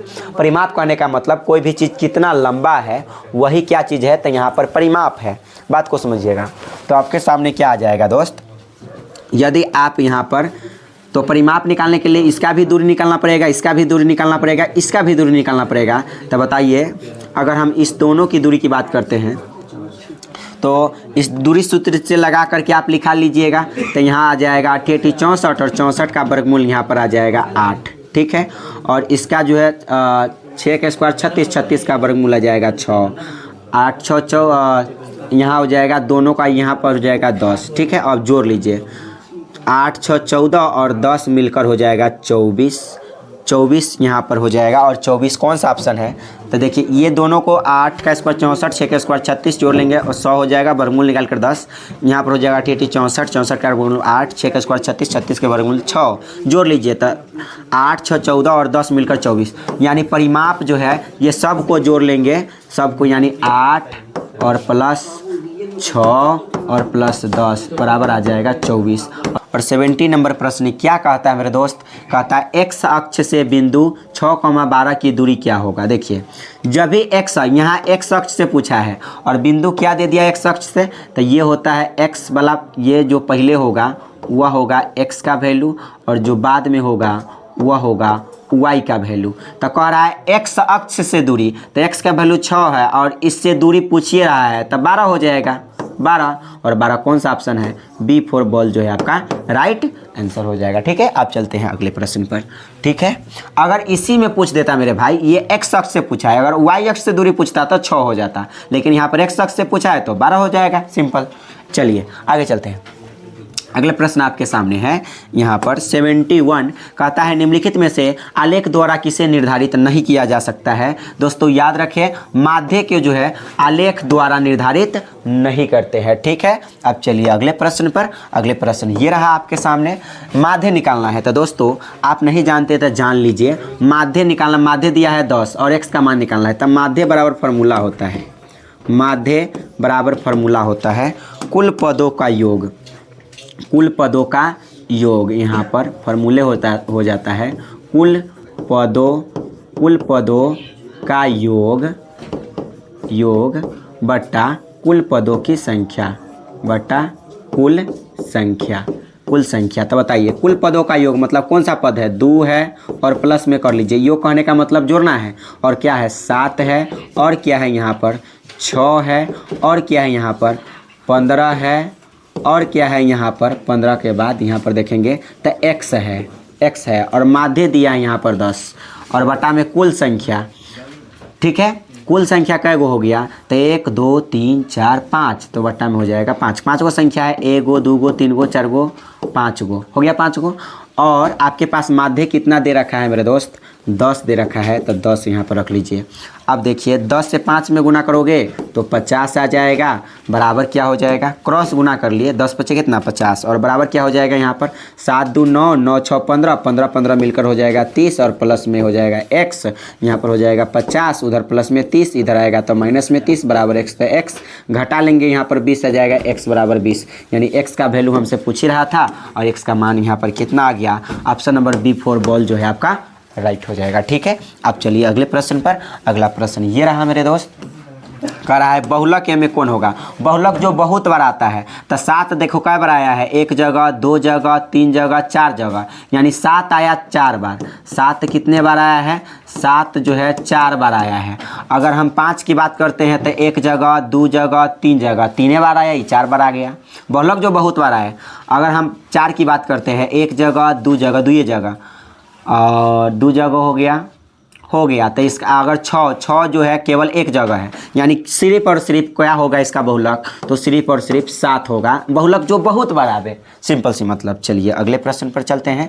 अगले प्रश्न ये रहा आपके सामने और अगले प्रश्न क्या है जरा ध्यान से यहाँ पर पढ़ेंगे। ठीक है, और प्रश्न क्या है? कहता है प्रथम n प्राकृत संख्याओं का माध्य 4n बटा 7 है तो n का वैल्यू क्या होगा? देखिए मेरे दोस्त, प्राकृत संख्या का माध्य का फार्मूला होता है, क्या होता है प्राकृत संख्या का माध्य का फार्मूला? ये होता है n + 1 और बट्टा 2, ये होता है प्राकृत संख्या का माध्य निकालना होता है फार्मूला, जिसमें माध्य दे दिया है, प्राकृत संख्या का माध्य क्या दे दिया है? 4n और बट्टा 7। अब क्रॉस गुना कर लो, n का वैल्यू यहाँ पर निकाल लो, तो 7 से n में गुना करेंगे तो 7n आ जाएगा, प्लस 1 से 7 में गुना करेंगे तो प्लस 7 आ जाएगा, बराबर 4 दूना हो जाएगा 8n। तो देखिए ये 7n तो 7n उधर उधर उधर प्लस में 8 एन, इधर आएगा तो माइनस में 8 एन, बराबर यहाँ प्लस में 7, उधर जाएगा तो माइनस में 7, घटा लेंगे तो माइनस में एन आ जाएगा, क्योंकि 7 गो एन में 8 गो एन यहाँ माइनस में, यहाँ 7 गो एन प्लस में, तो 8 गो एन में से 7 गो एन जाएगा तो माइनस में 1 गो एन बचेगा, क्योंकि माइनस में ज़्यादा है, और बराबर यहाँ पर माइनस में 7, तो माइनस से माइनस यहाँ पर कट गया, तो एन बराबर आपके पास आ गया 7, और ये कौन सा ऑप्शन है, एन बराबर 7, ऑप्शन नंबर C4 जो है कैट जो है बिल्कुल राइट हो जाएगा। चलिए अगले प्रश्न पर चलते हैं। अगले प्रश्न ये रहा आपके सामने, क्या है देखिए, माध्यिका निकालना है। माध्यिका कहने का मतलब है पहले आप सजा लीजिए छोटका से बड़का के तरफ, मतलब बढ़ते हुए क्रम में सजाइए, फिर माध्यिका निकाल लीजिए। तो सबसे छोटका यहाँ पर क्या है, तो 5 है, 5 के बाद 6 है, 6 के बाद 7 है, 7 के बाद 8 है, 8 के बाद 9 है, 9 के बाद 10 है, 10 के बाद 11 है। अब यहाँ पर कह रहा है माध्यिका निकाल दो। माध्यिका मतलब बीच वाला मान को खोज लीजिए। ये 3 गो इधर से छांट लीजिए, 3 गो इधर से, बीच में 8 मिल गया, तो बीच में 8 यहाँ पर मिल गया, तो यही माध्यिका है। जो बीच में मिले वही माध्यिका होता है। अगर 2 गो मिलता तो दोनों को जोड़ लेते और 2 से भाग दे देते तो माध्यिका निकल जाता। चलिए अब यहाँ पर अगले प्रश्न की ओर चलते हैं। प्रश्न आपके सामने है, यहाँ पर कह रहा है 3 निष्पक्ष सिक्कों को उछाला जाता है। अब देखिए 3 गो सिक्का को उछाल रहा है तो कुल परिणाम कितना होगा। अगर हम बात करते हैं कुल परिणाम की बात, कुल परिणाम तो सिक्का के 2 पहलू, सिक्का के 2 पहलू और 3 गो को उछाला जा रहा है, तब पावर कर दो 3, तो 2 के पावर हो जाएगा 3, कितना 8, यानी कुल परिणाम जो है 8 हो जाएगा। सिंपल सी मतलब है। और यहाँ पर करा कम से कम एक चित्त आने की प्रायिकता क्या होगा। अगर आप इसको सिंपल स्पेस से दर्शाते हैं, सिंपल स्पेस क्या क्या आ सकता है, ज़रा ध्यान से समझिए मेरे दोस्त। यदि हम सिक्का के बारे में सिंपल स्पेस से दर्शाएं तो क्या लिख सकते हैं, हो सकता है अगर हम तीनों सिक्का को ऐसे ले और यदि उछाले तो हो सकता है तीनों पर हेड आ जाए। तीनों पर क्या क्या आ सकता है, हो सकता है हेड आ जाए, ये भी हो सकता है। ये हो सकता है कि 2 गो पर हेड आ जाए, एगो पर टेल आ जाए। ये भी हो सकता है एगो पर हेड आवे, एगो पर टेल आवे, एगो पर हेड आवे। ये भी हो सकता है कि एगो पर हेड आवे और दोनों पर टेल आ सकता है। ऐसा भी हो सकता है। अगर हम बात करें तो तीनों पर टेल भी आ सकता है। सिंपल सी मतलब है, ध्यान से समझिए, टेल आ सकता है। और हो सकता है तो तीनों पर टेल हेड भी आ सकता है। यहाँ आ सकता है टेल भी आ सकता है। ऐसा भी हो सकता है टेल हेड भी आ सकता है। सिंपल सी मतलब है। यानी कै गो हो गया, यहाँ 8 गो हो गया, 1 2 3 4 5 6 7 8 हो गया। और कुल परिणाम यदि आपको प्रायिकता निकालना हो तो कुल परिणाम दोस्तों हमेशा नीचे रहता है, और क्या निकालना हो, जो निकालना हो वह ऊपर होता है। तो कह रहा है कम से कम एक चित्त, अधिक कितना हो जाए लेकिन कम से कम एगो चित्त, चित्त कहने का मतलब हेड, कम से कम एगो चित्त होना चाहिए। तो कम से कम हेड एगो होना चाहिए, अधिक कितना हो जाए उससे मतलब नहीं है। तो एक जगह ये 3 गो है तो और बेहतर है। ये हो गया 2 जगह, ये हो गया 3 जगह, 2 गो है, यहाँ एगो है तो हो गया 4 जगह। टेल वाला को नहीं लेना है। ये हो गया 5 जगह, ये हो गया 6 जगह, ये हो गया 7 जगह, यानी 7 और बटा 8 कौन सा ऑप्शन है, तो ऑप्शन नंबर B4 बॉल जो है आपका राइट आंसर है। चलिए अब अगले प्रश्न पर चलते हैं। प्रश्न रहा ये आपके सामने। प्रश्न कहता है मेरे दोस्त, एक पासे को एक बार फेंका जाता है तो 8 से छोटी संख्या प्राप्त करने की प्रायिकता क्या होगा। देखिए एक पासा को ही फेंका जा रहा है। पासा की बात करें तो कुल परिणाम कितना हो जाएगा मेरे दोस्त, कुल परिणाम, सबसे पहले आप कुल परिणाम ही निकाल ले, क्या फर्क पड़ता है। तो कुल परिणाम यहाँ पर पासा, यहाँ 6 मतलब पासा ने लूडो में 6 अंक होता है। इक्का होता है, दुक्का होता है, तिग्गी होता है, चौका होता है, पंजा होता है, छक्का होता है, ठीक है। तो यहाँ पर जो है ये 6 गो हो जाता है कुल परिणाम, ठीक। तो एक ही बार फेंका जा रहा है, तो एक बार फेंका जा रहा है तो 6 के पावर 1। अगर 2 बार फेंका जाता, 2 गो पासा रहता तो 6 के पावर 2 करते। यहाँ 1 के गो है तो 6 के पावर 1 कहने का मतलब 6 है। चलिए यहाँ पर सिंपल स्पेस की बात करते हैं तो 1 गुल फेंकेंगे, हो सकता है 1 आए। अगर ऐसा 1 नहीं आएगा तो 2 आ सकता है, 2 नहीं आएगा तो 3 आ सकता है, 3 नहीं आएगा तो 4 आ सकता है, 4 नहीं आएगा तो 5 आ सकता है, 5 नहीं आएगा तो 6 आ सकता है, न कि 7 आ जाएगा, क्योंकि 6 तक होता ही है। अब कह रहा है 8 से छोटी संख्या प्राप्त होने की प्रायिकता। तो जो आपको पता है कि कुल परिणाम हमेशा नीचे होता है प्रायिकता में, निकालने के क्रम में कुल परिणाम हमेशा नीचे रखते हैं। आप देखिए मेरे दोस्त, आपको कह रहा है कि 8 से छोटी संख्या, तो 8 से छोटी संख्या तो सब है, यहाँ पर 6 है, 5 है, 4 है, 3 है, 2 है, कै गो है, 1 गो, 2 गो, 3 गो, 4 गो, 5 गो, 6 गो, मतलब 6, 6 से 6 काट दो, 6/6 हो गया, यहाँ पर 6/6 हो गया, काट दीजिए, 6 का 6 यानी 1 आंसर। और एक कौन सा ऑप्शन है, option number A for Apple जो है आपका राइट हो जाएगा। चलिए अगले प्रश्न पर चलते हैं। कहता है किस कौन जो है प्रायिकता का मान नहीं हो सकता है, तो ये जो है प्रायिकता का मान बिल्कुल होगा, ये प्रायिकता का मान होगा। अगर हम बात करते हैं 20%, देखिए 20%, तो देखो मेरे भाई 20 है तो 20, और परसेंट का मतलब होता है बटा में कर दो 100, तो 0 से 0 कट गया, और बराबर यहाँ 2 है तो 2, और बटा में 0 आ जाए तो भाग देना आसान हो जाता है। बटा में जय गो 0 उतने बाद उससे पहले आप यहाँ पर दशमलव लगा दो, तो 1 गो 0 है तो 1 अंक के बाद दशमलव, 1 अंक के बाद दशमलव, और दशमलव से पहले कुछ नहीं तो 0, ठीक, 0.2, यानी ये भी जो है प्रायिकता का मान होगा, क्योंकि प्रायिकता का जो मान होता है मेरे दोस्त, प्रायिकता का जो मान होता है वह 0 से बड़ा या 0 के बराबर, 1 से छोटा या 1 के बराबर होता है। तो 1 से छोटा 0.2 बिल्कुल 1 से छोटा है, और 0 से बड़ा है 0.2, ये भी 0.6, 0 से बड़ा है 1 से छोटा है। अगर हम इसको भाग देते हैं दोस्तों तो ये भी प्रायिकता होगा, और इसको भाग देते हैं तो क्या हो जाएगा, 5 से भाग दीजिए तो 5 इकाई 5 हो जाएगा, 2 बच गया, 5 चौका 20। देखिए तो प्रायिकता 1.4 आ गया, जो कि 1 से ज़्यादा आ गया। 1 से ज़्यादा प्रायिकता का मान नहीं हो सकता है। और आपसे पूछा जा रहा था मेरे दोस्त, आपसे पूछा जा रहा था कि बताओ कौन प्रायिकता का मान नहीं हो सकता है, तो ऑप्शन नंबर सी जो है नहीं हो सकता है। कौन होगा, ऑप्शन नंबर सी बिल्कुल राइट होगा, क्योंकि प्रायिकता का मान 1 से कम होना चाहिए, 1.4 चला गया, ठीक है, इसलिए ऑप्शन नंबर सी बिल्कुल राइट हो रहा है। ठीक, अब चलिए आगे चलते हैं अगले प्रश्न की ओर। कहता है यदि p बराबर 1/9 तो p डैश बराबर क्या होगा। चलिए इस प्रश्न को देखिए, फार्मूला होता है PE और प्लस PE डैश बराबर 1 होता है। तो बताइए PE का वैल्यू है 1 और बटा में 9, और प्लस PE डैश का वैल्यू है आपके सामने क्या, तो PE डैश का वैल्यू आपको निकालना है, क्या करना है, निकालना है। तो रहने दीजिए, PE डैश क्या फ़र्क पड़ता है, बराबर 1, और तो आपको PE डैश चाहिए तो डैश रहने दो, बराबर 1 तो 1, इधर प्लस में 1/9 उधर जाएगा तो माइनस में हो जाएगा 1/9, और यहाँ पर यदि आप निकालना चाहोगे तो हो जाएगा 9 से 1 में गुना करो 9, माइनस हो जाएगा 1, बट्टा हो जाएगा 9, घटा लेंगे 9 में से 1 गया तो 8 और बट्टा 9, यहाँ पर कर लिए भिन्न के घटाओ, 8/9 हो गया। और 8/9 कौन सा ऑप्शन है, ऑप्शन नंबर P4 जो है बॉल जो है आपका राइट आंसर हो जाएगा। ठीक है, अब चलिए यहाँ पर चलते हैं 80 नंबर प्रश्न पर, और 80 नंबर प्रश्न आपके सामने क्या है ज़रा ध्यान से समझिए। एक थैले में 9 लाल 10 हरा और 7 सफ़ेद गेंदे हैं। देखिए थैला की बात हो रहा है मेरे दोस्त, तो अगर हम कुल परिणाम की बात करते हैं, कुल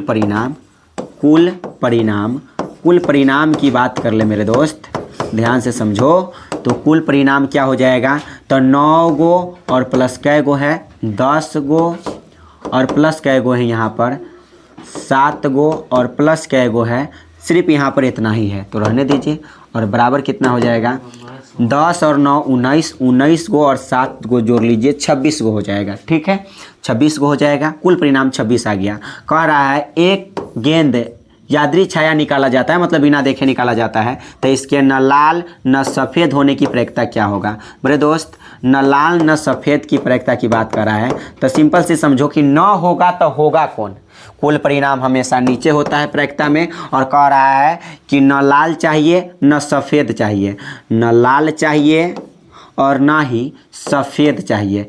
तो लाल और सफ़ेद को काट दो, जो बच गया सो लिख लो। क्या बच गया, हरा, तो हरा बच गया 10, तो इसको काट दीजिए, 2 पंचे 10 और 2 से 13 मरतबे 5/13। ये कौन सा ऑप्शन है 5/13, तो ऑप्शन नंबर ए जो है आपका बिल्कुल राइट हो जाएगा। अब चलते हैं अगले प्रश्न पर। अगले प्रश्न यहाँ पर ये रहा मेरे दोस्त, कहता है प्रश्न कि 3√2 सेंटीमीटर भुजा वाली समबाहु त्रिभुज का क्षेत्रफल क्या होगा। तो मेरे दोस्त जान लो, समबाहु त्रिभुज का क्षेत्रफल का फॉर्मूला होता है √3/4 और इंटू भुजा स्क्वायर, तो √3 और बट्टा यहाँ पर 4 और इंटू ए। भुजा स्क्वायर करने का ए का ए स्क्वायर करने का मतलब भुजा स्क्वायर। भुजा का वैल्यू आपके सामने है 3√2 और इसका कर लो मेरे भाई स्क्वायर, और स्क्वायर कर लोगे तो क्या हो जाएगा यहाँ पर √3 और बट्टा में यहाँ पर 4 और इंटू 3 के स्क्वायर करो 9 इंटू स्क्वायर 3 के स्क्वायर 9 और स्क्वायर से रूट कट जाता है, यानी केवल जो है रूट से स्क्वायर कट जाए या स्क्वायर से रूट कट जाता है तो केवल 2 के स्क्वायर करेंगे तो 2 हो जाएगा। √2 के स्क्वायर 2, इसको काट दीजिए तो 2 से यहाँ पर काटेंगे तो 2 3 कितना हो जाएगा, 2 दूना 4 हो जाएगा, 2 दूना यहाँ पर कितना आ जाएगा तो 4 हो जाएगा। ठीक, अब देखिए तो क्या हो जाएगा, यहाँ पर आपके पास हो जाएगा 9 तो 9 और बट्टा में लिख लीजिए 2 और रूट अंडर यहाँ पर आ गया 3, तो 9/√3 कौन सा, 9/2 और इंटू √3 कौन है 9/2 √3, तो ऑप्शन नंबर जो है आपका ए फॉर एप्पल जो है आपका बिल्कुल राइट हो जाएगा। अब चलो 81 के बाद 82 नंबर प्रश्न। 82 नंबर प्रश्न आपके सामने क्या है दोस्त, ध्यान से समझो। कहता है D1 तथा D2 विकर्णों वाली समचतुर्भुज का परिमाप, ये फार्मूला ही होता है। क्या होता है फार्मूला मेरे दोस्त, जान लो।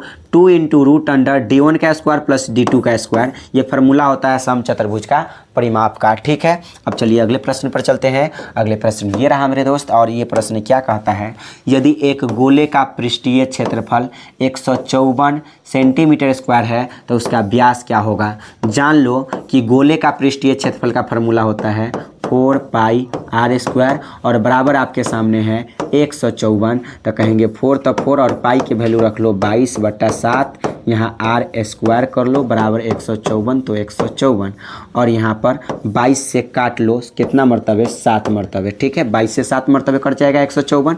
अब इसको यहाँ पर 4 से r² में गुना करेंगे तो हो जाएगा 4r² और बराबर आ जाएगा आपके सामने, क्रॉस गुना कर लीजिए। क्रॉस क्या होता है आपके पास पता है, गुना होता है, तो क्रॉस गुना कर लीजिए। 7 से 7 में गुना करो 49 आ जाएगा, और यहाँ पर 49 आ जाएगा मेरे दोस्त, तो क्या हो जाएगा, कहेंगे r² मतलब r का वैल्यू आपको चाहिए किसी भी शर्त पर, तो एक काम कीजिए तो r² बराबर आ जाएगा 49 और ये 4 यहाँ है तो ये आ जाएगा बट्टा में, ये कहाँ आ जाएगा बट्टा में।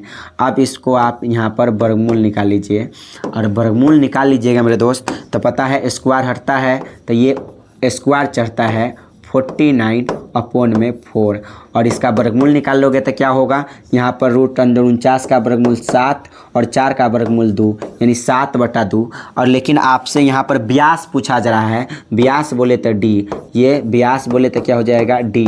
ठीक है, और d बराबर फार्मूला होता है 2r, तो हो जाएगा 2 और r की जगह पर आपके सामने कितना है 7/2।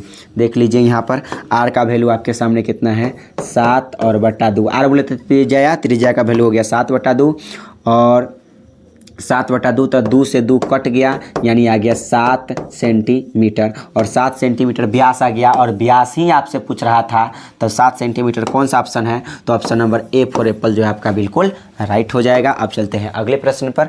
अगले प्रश्न को ये रहा, ये प्रश्न को देखिए ज़रा ध्यान से। प्रश्न कहता है r/4 त्रिज्या और 4l तिर्यक ऊंचाई वाले एक शंकु के कुल पृष्ठीय क्षेत्रफल क्या होगा। तो दोस्तों जान ले कि शंकु के कुल पृष्ठीय क्षेत्रफल का जो फार्मूला होता है वह क्या होता है। तो सपोज मान लिया जाए शंकु की बात करते हैं, तो शंकु के वक्र पृष्ठ का पहले जान लो πr/l होता है, और प्लस में πr² होता है किसका, तो शंकु के यहाँ पर कुल पृष्ठीय क्षेत्रफल का फार्मूला। ठीक, अब देखिए दोनों में कॉमन क्या है, कॉमन यहाँ पर पाई है, पाई है, यहाँ पर r है तो r आ जाएगा कॉमन, यहाँ बच जाएगा l। ठीक, और प्लस में क्या हो जाएगा, देखिए πr कॉमन ले लिए, πr तो यहाँ बच गया l, प्लस तो प्लस पाई कॉमन ले लिए, ये 2 गो r² करने का मतलब 2 गो r, तो एगो कॉमन ले लिए तो एगो यहाँ पर बच जाएगा, क्योंकि r से r में गुना करो r², और पाई है तो पाई यानी यहाँ पर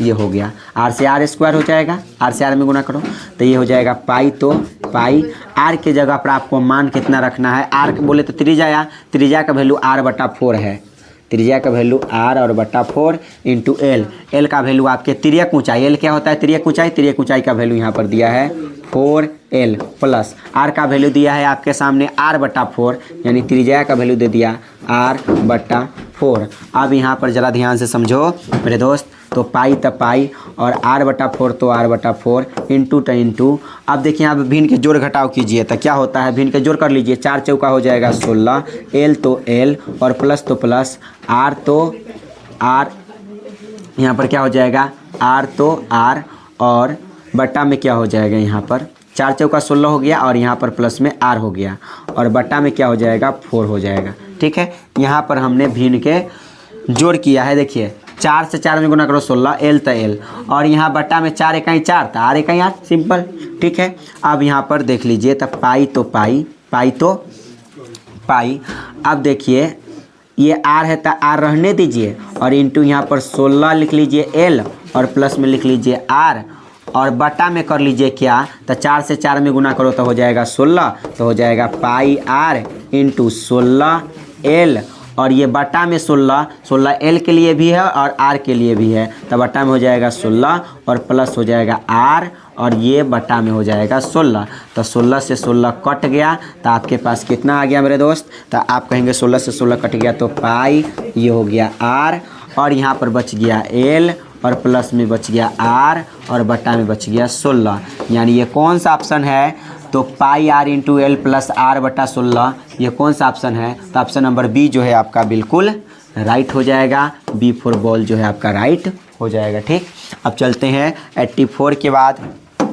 84 के बाद दोस्तों ध्यान से समझिए आप, 84 के बाद यहाँ पर 85 नंबर को देखते हैं। 85 नंबर का आ रहा है, एक घन का पृष्ठीय क्षेत्रफल 486 सेंटीमीटर स्क्वायर है, तो इसका आयतन क्या होगा। ठीक है, सबसे पहले जान लो कि घन का पृष्ठीय क्षेत्रफल का फॉर्मूला होता है 6 इंटू भुजा स्क्वायर बराबर है 486। क्या है यहाँ पर 486, इसको काट लो 6 से, तो हो जाएगा 6 अट्ठे 48, 6 अट्ठे 48, और 6 इकाई 6 कट गया 81 मरतबे।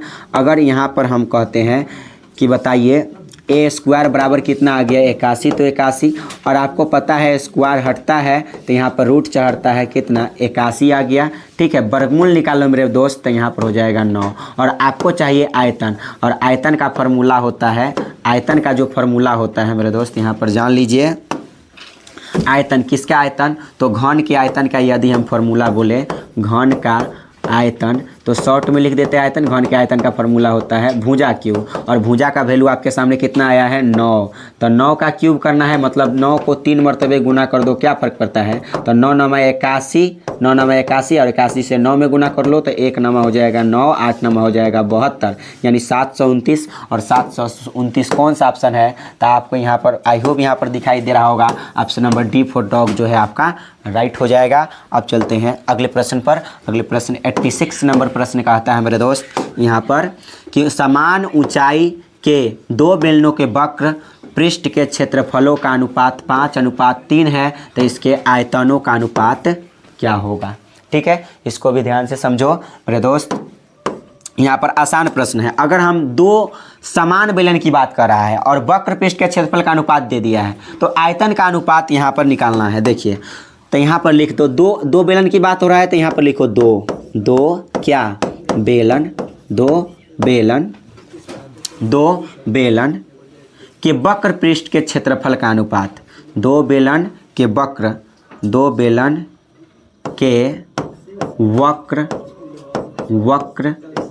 पृष्ठ क्षेत्रफल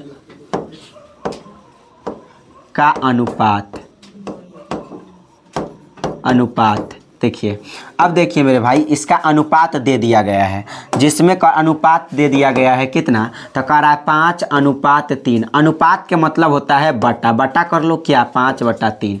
ठीक, ये हो गया 5/3।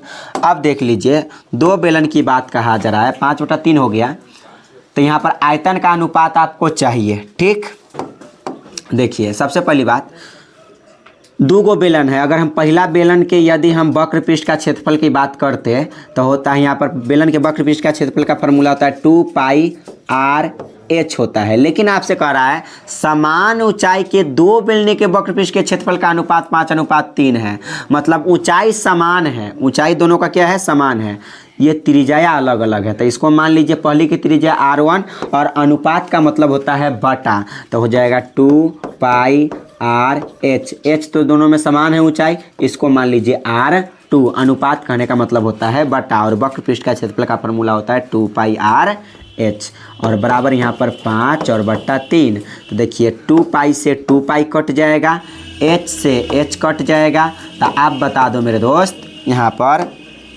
कि R1 और बट्टा R2 बराबर आ गया 5 और बट्टा 3। R1 का 5 और R2 का वैल्यू यहाँ पर आ गया 3। अब बताओ, आपसे पूछ रहा है इसके आयतन। तो बताइए बेलन के आयतन का जो फार्मूला हो जाता है मेरे भाई, बेलन के आयतन का फार्मूला, तो दोनों बेलन के आयतन का अनुपात निकालना है।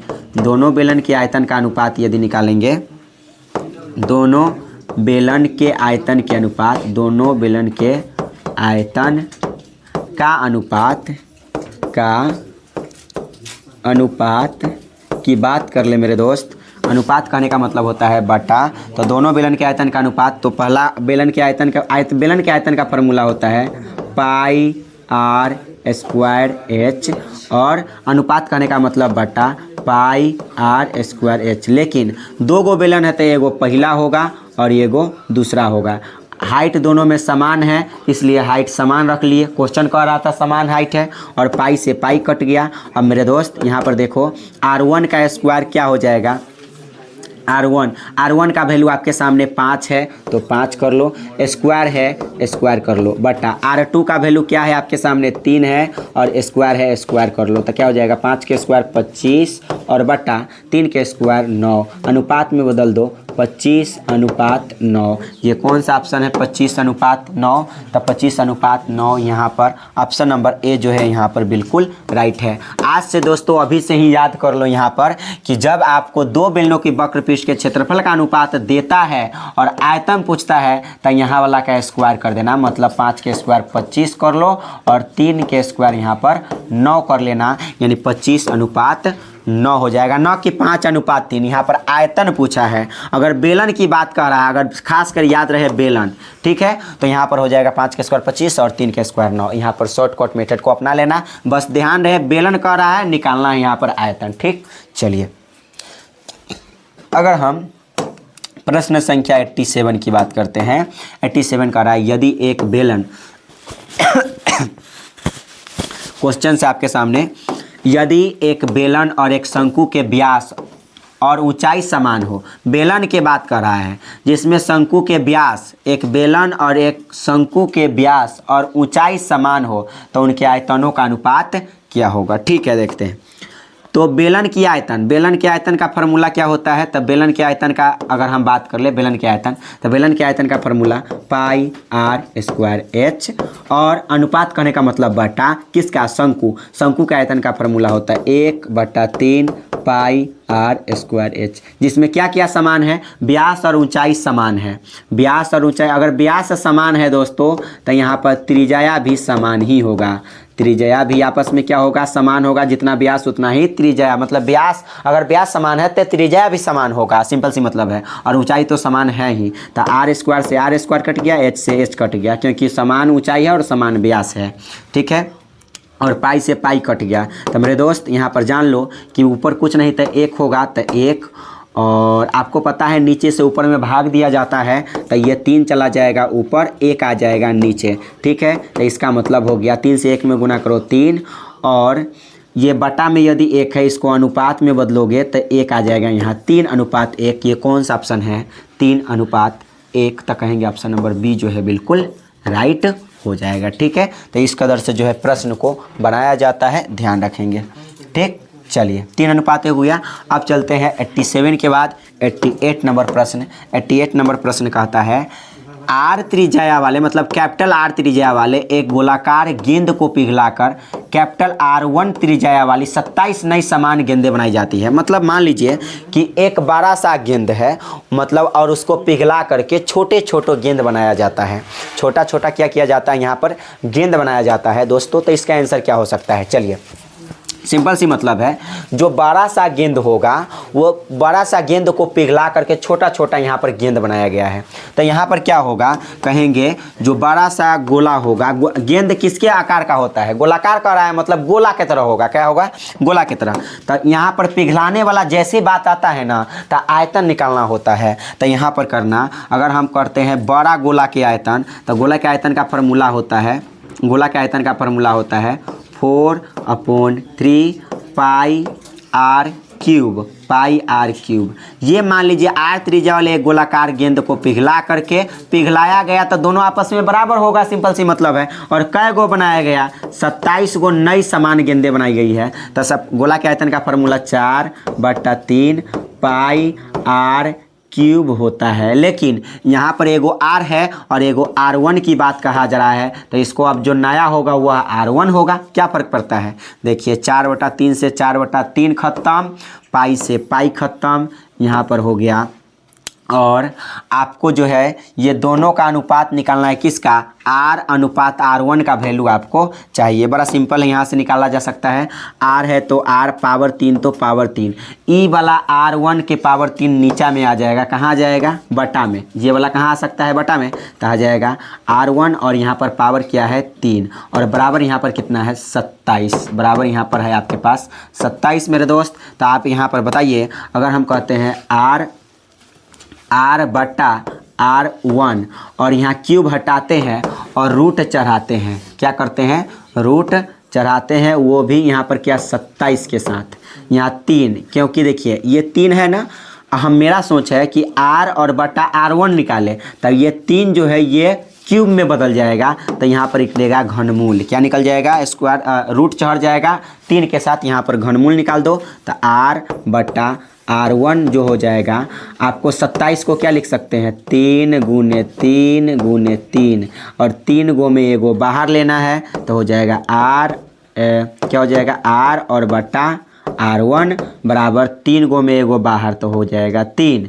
ठीक है, अब देखिए मेरे दोस्त, यहाँ पर बटा में कुछ भी आया क्या, नहीं आया, तो मान लो नहीं, क्या फ़र्क पड़ता है। और अनुपात में बदलना है तो 3 है तो 3, और अनुपात में बदलना है तो बटा कहने का मतलब होता है अनुपात, और यहाँ 1 लिख दो। 3/1 कौन सा ऑप्शन है, 3/1, तो ऑप्शन नंबर जो है आपका ए जो है बिल्कुल राइट हो जाएगा। अब चलते हैं 89 नंबर प्रश्न, और 89 नंबर प्रश्न क्या है, जरा ध्यान से समझिए। कहता है 2 समरूप त्रिभुजों के क्षेत्रफल का अनुपात 289/121 है, तो इनके संगत भुजाओं का अनुपात क्या होगा। तो देखिए जरा ध्यान से, संगत भुजाओं का अनुपात क्या होगा दोस्तों। जब भी क्षेत्रफल का अनुपात दे दे और संगत भुजा का अनुपात पूछे, तो इसको कर देना है, आपको वर्गमूल निकाल देना है। 289 का वर्गमूल 17 होता है, अनुपात 121 का वर्गमूल 11 होता है, 17/11। कौन सा ऑप्शन है, option number A for Apple जो है बिल्कुल राइट है। अब चलते हैं अगले नंबर प्रश्न पर। अगले नंबर प्रश्न ये देखिए जरा ध्यान से, क्वेश्चन आपके सामने कर रहा है, क्या कर रहा है प्रश्न, तो प्रश्न आपके सामने है कि त्रिभुज ABC समरूप है त्रिभुज DEF के। अगर समरूप की बात कर रहा है तो 2 गो यहाँ पर त्रिभुज को ले लो, क्या फ़र्क पड़ता है, कितने त्रिभुज के ले लो, यहाँ पर मेरे दोस्त यहाँ पर 2 गो त्रिभुज को ले लीजिए, तो हो गया यहाँ पर एक त्रिभुज, तो यहाँ पर आ गया, ठीक है। और समरूप एगो त्रिभुज ABC है, ABC है, ठीक है। ये समरूप है किसके, DEF के यहाँ पर समरूप है, ठीक है। कराए एंगल B जो है 47 डिग्री है, B का वैल्यू 47 डिग्री है, और एंगल F जो है यहाँ पर 53 डिग्री है, ठीक, 53 डिग्री है। तो एंगल D बता दो क्या होगा, मतलब हमको D चाहिए, ठीक है, कोई बात नहीं। देखिए मेरे दोस्त, यहाँ अगर समरूप दोनों त्रिभुज है तो समरूप त्रिभुज के संगत भुजा और संगत कोण दोनों आपस में बराबर होता है। इसलिए अगर यहाँ पर एंगल B जो है 47 है, तो एंगल E भी यहाँ पर 47 होगा, नो डाउट। अब देखिए यहाँ पर ए तो वैल्यू पता नहीं है, अगर ये एंगल F जो है 53 है, तो एंगल C भी यहाँ पर 53 हो जाएगा, लेकिन हमको चाहिए एंगल D का वैल्यू, तो इसी में मान यहाँ पर चलते हैं। आपको पता होना चाहिए मेरे दोस्त कि त्रिभुज के तीनों कोणों का योग कितना होता है, तो 180 डिग्री होता है, ठीक है। त्रिभुज के तीनों कोणों को जोड़ लोगे तो कितना हो जाएगा, 180 डिग्री। हम कहेंगे एंगल D और प्लस में एंगल E और प्लस में करेंगे एंगल F, ये तीनों का योग कितना होगा, 180 डिग्री, क्योंकि त्रिभुज के तीनों कोणों का योग होता है 180 डिग्री। तो मेरे दोस्त यहाँ पर समझो, तो एंगल D आपको चाहिए, क्या चाहिए, एंगल D आपको चाहिए, और प्लस में एंगल E आपको पता है कितना, 47 डिग्री, और प्लस में एंगल F आपको पता है कितना, 53 3 डिग्री बराबर 180 डिग्री।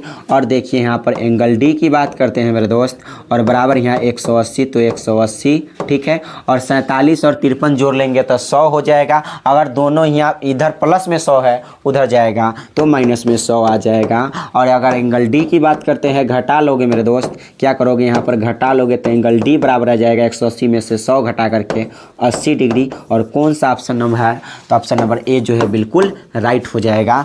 तो ऑप्शन नंबर कौन हो जाएगा, ऑप्शन नंबर बी जो है, ए जो है बिल्कुल राइट हो जाएगा। चलिए अब चलते हैं अगले प्रश्न पर। ऐसे भी इसको शॉर्ट में भी उड़ा सकते थे। देखिए कैसे उड़ा सकते थे, जरा ध्यान से समझो। आप जानते हैं कि त्रिभुज के तीनों कोणों का योगफल 180 डिग्री होता है। 47 और 53 को जोड़ते तो 100 पुर जाते। अब 100 में कितना जोड़ दे कि 180 पुर जाता, तो सिंपल सी मतलब 80 जोड़ देते। न 80 ये ऑप्शन है, न ये ऑप्शन है, न ये ऑप्शन है। ऐसे भी यहाँ पर शॉर्टकट से भी यहाँ पर बना सकते थे। तो दोनों मेथड हमने बता दिया। अब चलते हैं अगले प्रश्न पर। अगले प्रश्न ये रहा आपके सामने, प्रश्न है 91 क्या कहता है प्रश्न, त्रिभुज ABC में DE समांतर है BC के। DE समानांतर है किसके, BC के। तो AD बटा DB बराबर 1.5/3 तथा AF बराबर 1 सेंटीमीटर। तो इसी क्या होगा, देखो मेरे दोस्त इस बात को समझो, यहाँ पर ध्यान से समझना।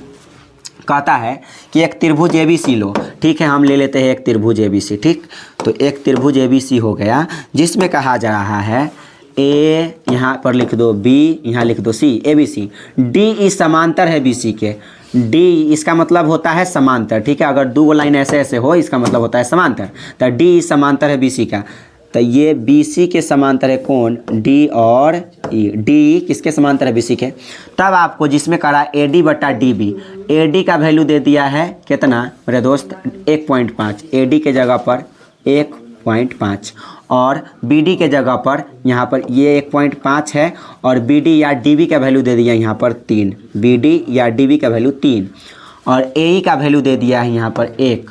तो इसी का वैल्यू क्या होगा, इसी का वैल्यू निकालना है। देखिए अगर हम बात करते हैं थेल्स परिमेय में यहाँ से आप निकाल सकते हैं थेल्स परिमेय से। ऐसे ये थेल्स परिमेय के विलोम पर हो गया, ये अगर ये एक दूसरे के समांतर है तो विलोम हो गया, लेकिन थेल्स परिमेय यहाँ पर लगा दो, काम 35 हो जाएगा। तो मेरे दोस्त यहाँ पर देखिए थेल्स परिमेय कहता है, क्या कहता है यहाँ पर AD और बटा में कर लो BD, ये होता है थेल्स परिमेय। मतलब एक त्रिभुज यहाँ पर दिया, एक त्रिभुज दिए गए त्रिभुज के अंतर अगर एक समांतर रेखा अगर खींच ले तो ये दोनों जो भुजाओं है, ये दोनों भुजाओं का अनुपात जो है, मतलब ये दोनों भुजा एक ही अनुपात में बढ़ जाती है। ये कहता है थेल्स परिमेय।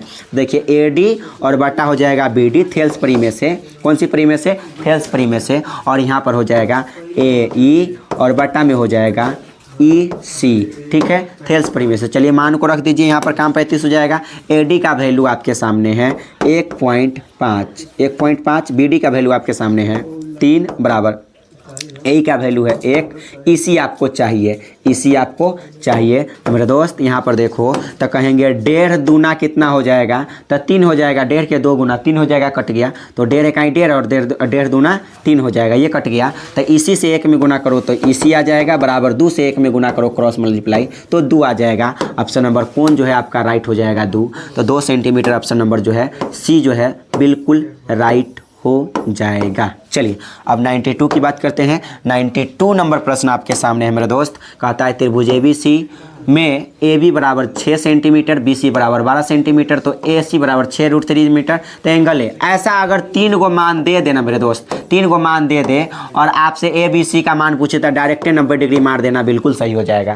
कहेंगे कैसे, देख लो जरा ध्यान से। अगर हम बात करते हैं 6 है, 6 के स्क्वायर करो तो कितना हो जाएगा मेरे दोस्त, 6 के स्क्वायर 36 हो जाएगा। अगर हम 12 की बात करते हैं तो 12 के स्क्वायर करो मेरे दोस्त, कितना हो जाएगा, 12 के स्क्वायर 144 हो जाएगा। अगर यहाँ पर 6√3 है तो 6√3 का स्क्वायर करेंगे तो कितना हो जाएगा, 6√3 का स्क्वायर करो, 6 के स्क्वायर 36 और √3 का स्क्वायर केवल 3 हो जाएगा। और 36 तिहाई यहाँ पर कितना हो जाएगा, 36 18 और 3 तिहाई 9 1 10 108। अब बताइए 9, अब देखिए 144 के बराबर आता है कि नहीं, ये दोनों को जोड़ लो, 144 के बराबर बिल्कुल आ जाएगा। 108 और 36 हो जाएगा 144 और ये जो है अकेला 144 है। ऐसा वाला जैसे सिस्टम आता है तो मान लेना यहाँ पर क्या है, 90 डिग्री। क्या होता है, 90 डिग्री, क्योंकि ये पाइथागोरस परिमेय से बनता है।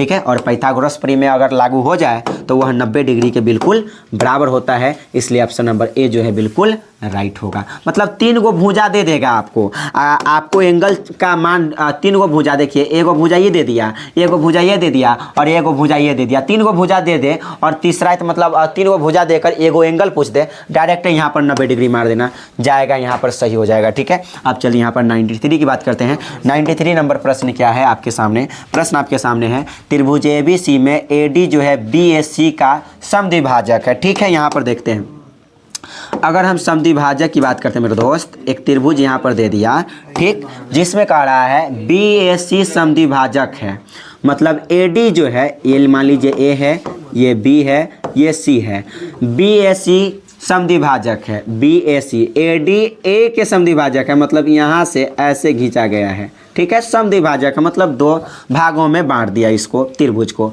ठीक है। जिसमें कह रहा है AB जो है, यहाँ पर लिख लीजिए D, कह रहा है ना AD, तो AD हो गया समद्विभाजक। AB 8 है, AB यहाँ पर 8 है, BD यहाँ पर 6 है, तो BD का वैल्यू लिख लो 6, और DC का वैल्यू यहाँ पर 3 है, तो ये हो गया 3। मेरे दोस्त आपको चाहिए AC, ये वाट, ये आपको मान निकालना है, किसका मान निकालना है? इसका मान। तो चलिए यहाँ पर शानदार तरीके से निकाल सकते हैं। समद्विभाजक परिमेय क्या कहता है, जरा ध्यान से समझो। समद्विभाजक परिमेय कहता है ये AB और बट्टा हो जाएगा AC के, AB बट्टा AC के, और ये जो है BD ये बट्टा हो जाएगा DC के, BD और बटा हो जाएगा DC के, ये है समद्विभाजक परिमेय। तो कहेंगे AB का वैल्यू 8, तो 8 AC हमें निकालना है, और BD का वैल्यू यहाँ पर 6 है, और बटा यहाँ पर क्या हो जाएगा 3 हो जाएगा, DC का वैल्यू 3 हो जाएगा मेरे दोस्त। तो आप देखिए ज़रा ध्यान से, ये यहाँ पर D था, ध्यान रखेंगे, ये क्या है आपके सामने, तो ये D है, DC था, ठीक, DC, तो BD 6, DC 3 हो गया, 3 दूना काट दो, 3 इकाई 3 और 3 दूना 6, ठीक, कट गया। अब कट लो 2 इकाई 2, 2 इकाई 2 और 2 चौका 8, ये कट गया। क्रॉस गुना कर लो, AC से 1 में गुना करेंगे AC होगा, और बराबर 4 से 1 में गुना करोगे 4 होगा, और 4 कौन सा ऑप्शन है मेरे दोस्त? तो यहाँ पर देखो 4 जो है ऑप्शन नंबर C जो है आपका, C फॉर कैट जो है बिल्कुल राइट है। अब चलते हैं अगले प्रश्न पर। अगले प्रश्न ये रहा आपके सामने। प्रश्न क्या कहता है मेरे दोस्त, जरा ध्यान से समझिए। यदि 2 त्रिभुजों में ABC तथा DEF में एंगल A और E आपस में बराबर है, एंगल B और F आपस में बराबर है, तो निम्नलिखित में कौन जो है सही नहीं है, ठीक है। यहाँ पर देखना है कि कौन सही नहीं है। देखिए अगर हम त्रिभुज 2 को लेते हैं, कितने त्रिभुज की बात करते हैं, यहाँ पर हम 2 त्रिभुज की बात करते हैं मेरे दोस्त। यहाँ पर कितने त्रिभुज की बात करते हैं? 2 त्रिभुज। जो त्रिभुज कौन कौन है? ABC और DEF। चलिए यहाँ पर लिख लो ABC और यहाँ पर DEF, जिसमें कहा जा रहा है मेरे दोस्त कि एंगल A एंगल E के बराबर है। तब मान लीजिए एंगल A जो है ये E के बराबर होगा, तो E लिख लो यहाँ पर, क्या फ़र्क पड़ता है। जिसमें एंगल B F के बराबर है, ये B जो है ये F के बराबर है, तो यहाँ लिख लीजिए F, ठीक, F। तो एगो क्या बच गया? एगो बच गया D, यहाँ पर D लिख लीजिए, क्या फ़र्क पड़ता है, यानी ये भी कौन आपस में बराबर होगा। अब देखिए यहाँ पर थेल्स परिमेय यहाँ पर चुनने के लिए कह रहा है। अगर दोनों समरूप है, दोनों क्या हो गया? समरूप, तो थेल्स परिमेय से आप लिख सकते हैं, सॉरी थेल्स परिमेय नहीं बल्कि समरूप त्रिभुज का जो नियम से, समरूप त्रिभुज, दो समरूप त्रिभुजों का जो है कोण भी, संगत कोण भी आपस में बराबर होता है, संगत भुजा भी आपस में बराबर होता है। तो देखिए संगत भुजाओं का अनुपात, किसका? संगत भुजाओं का अनुपात आपस में बराबर होता है। तो देखिए ये AB है, तो लिख लो मेरे दोस्त AB, और बटा हो जाएगा EF, क्या हो जाएगा? EF, AB बटा EF बराबर हो जाएगा मेरे दोस्त, ये बराबर हो जाएगा AC, और ये बराबर आ जाएगा ED के या DE के, कोई फर्क नहीं पड़ता है। और किसके बराबर हो जाएगा? BC, ये हो जाएगा BC, और बटा यहाँ पर FD या DF, ये कौन सा ऑप्शन है? तो ऑप्शन देखेंगे तो AB और बटा EF, कौन ऑप्शन है? AB बटा EF, ये ऑप्शन नहीं है, तो ये काट दो मेरे दोस्त। AB बटा EF, ये भी ऑप्शन नहीं है, ये भी काट दो मेरे दोस्त। अगर हम बात करते हैं ऑप्शन नंबर C के, तो यहाँ पर BC और बटा DF है, AB है और बटा EF है, BC और बटा DF, और AB बटा EF, AC बटा DE। देखिए यहाँ पर क्या जो है बिल्कुल राइट हो जाएगा। अगर हम बात करते हैं BC और बट्टा DF का, देखिए ज़रा ध्यान से, AB क्या यहाँ पर देखिए AB बटा EF ये है क्या, AB और बटा EF ये पहले ऑप्शन ये नहीं है, तो AB बटा यहाँ पर EF होना चाहिए था, नहीं है। अगर इसकी बात करते हैं AB बटा EF ये है AC बटा DA, AC और बटा ED या DA, ऑप्शन नंबर डी जो है बिल्कुल राइट है। मतलब AB बटा ED होना चाहिए था, AB बटा ED होना चाहिए था, AB ठीक है।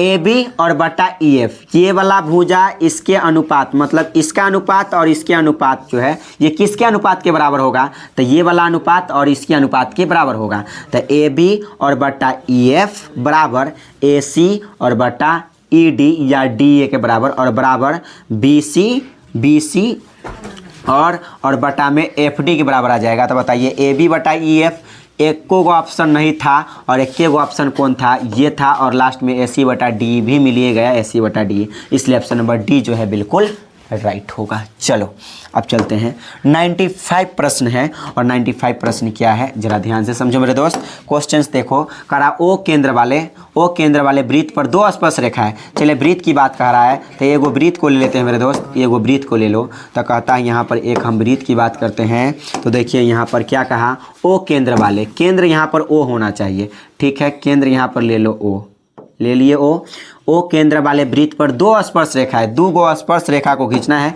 चलो यहाँ पर 2 गो रेखा को भी खींच देते हैं। यहाँ से स्पर्श रेखा ये गो ई हो गया, ठीक है, और एक गो और खींच लो, यहाँ से स्पर्श रेखा ये हो गया। स्पर्श रेखा कहने का मतलब जो टच करे, ठीक है।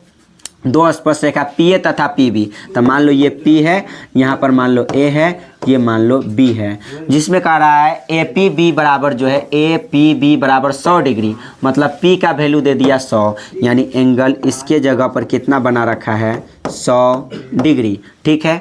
अब बताइए आपसे पूछा जा रहा है OAB का वैल्यू, मतलब A का वैल्यू आपसे पूछा जा रहा है, ठीक है। अगर आप सामान्य तौर पर देखेंगे तो क्या होता है मेरे दोस्त, ये अगर इसकी बात करें तो यहाँ पर पहले से कितना डिग्री का एंगल बनता है 90 डिग्री, यहाँ पर कितने डिग्री का एंगल बनता है 90 डिग्री, ठीक है।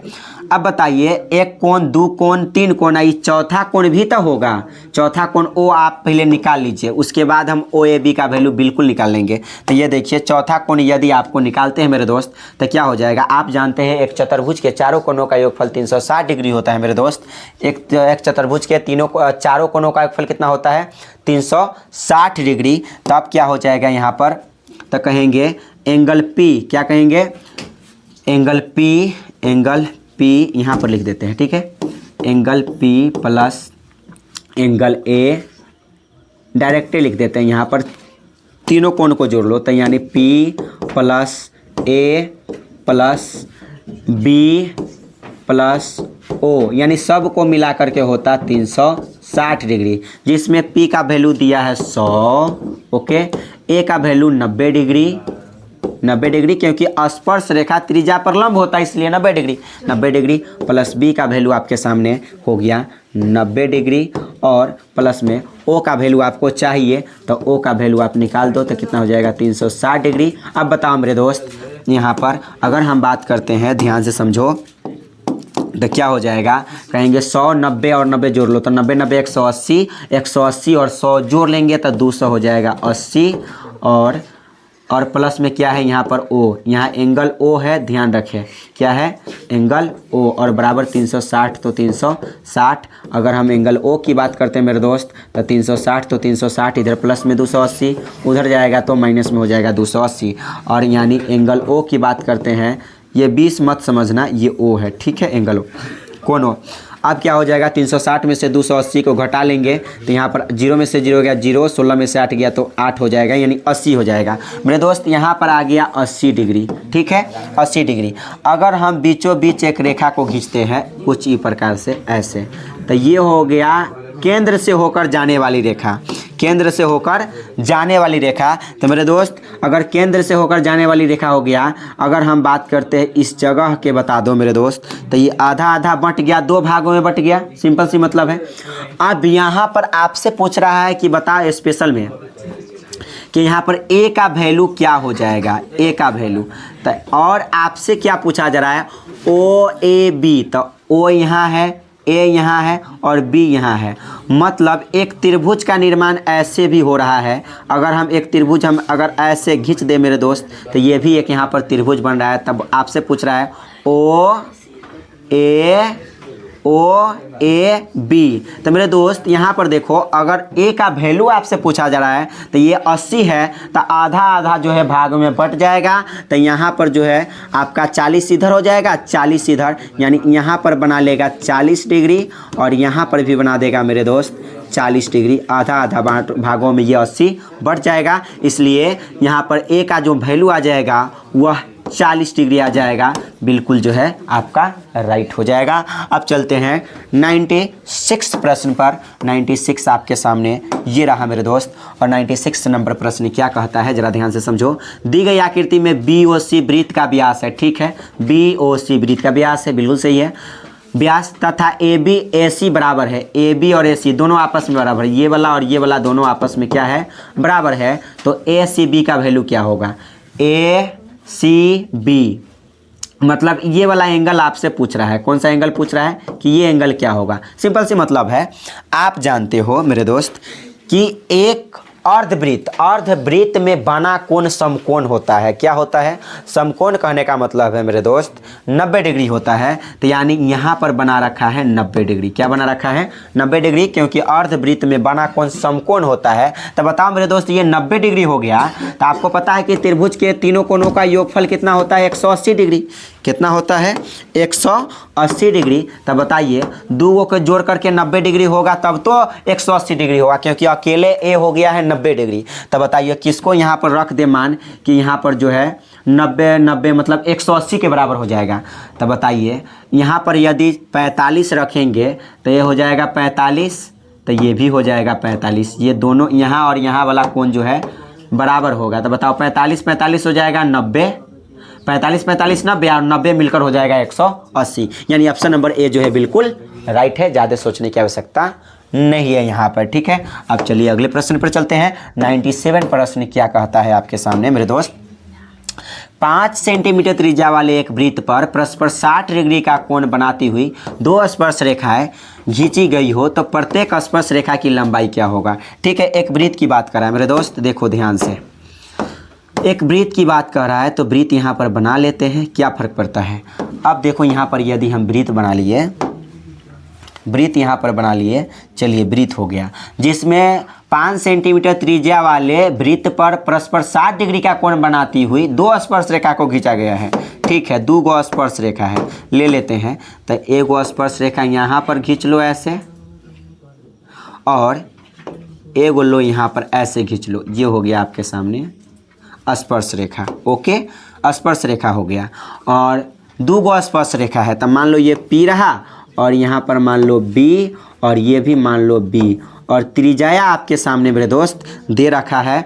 वह त्रिज्या का मान यहाँ पर कितना कहता है, बीच में मान लिया जाए वो त्रिज्या होगा, बीच में एक वहाँ पर केंद्र होगा, और यहाँ से भी मिला लो, तो ये हो गया त्रिज्या। ठीक है, त्रिज्या यहाँ पर मान लिया जाए ओ त्रिज्या होगा। त्रिज्या आपके सामने कितना है, 5 सेंटीमीटर, ये भी त्रिज्या होगा 5 सेंटीमीटर, सिंपल सी मतलब है। वृत्त पर 60 डिग्री का कोण बना रहा है, वृत्त पर 60 डिग्री का कोण बनाते हुए 2 स्पर्श रेखाएं खींची गई है। 2 स्पर्श रेखा खींच दिया, और ये पर कितना डिग्री का कोण बनाया है, 60 डिग्री का कोण बनाया है।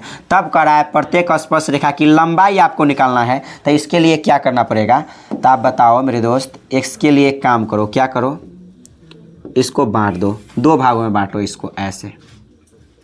देखिए अब क्या हो जाएगा कि 2 भाग में ये भी बढ़ जाएगा, ये 60 था तो आधा आधा बढ़ जाएगा, आधा एंगल इधर और आधा एंगल इधर, 30 और 30 मिलकर हो जाएगा 60 डिग्री।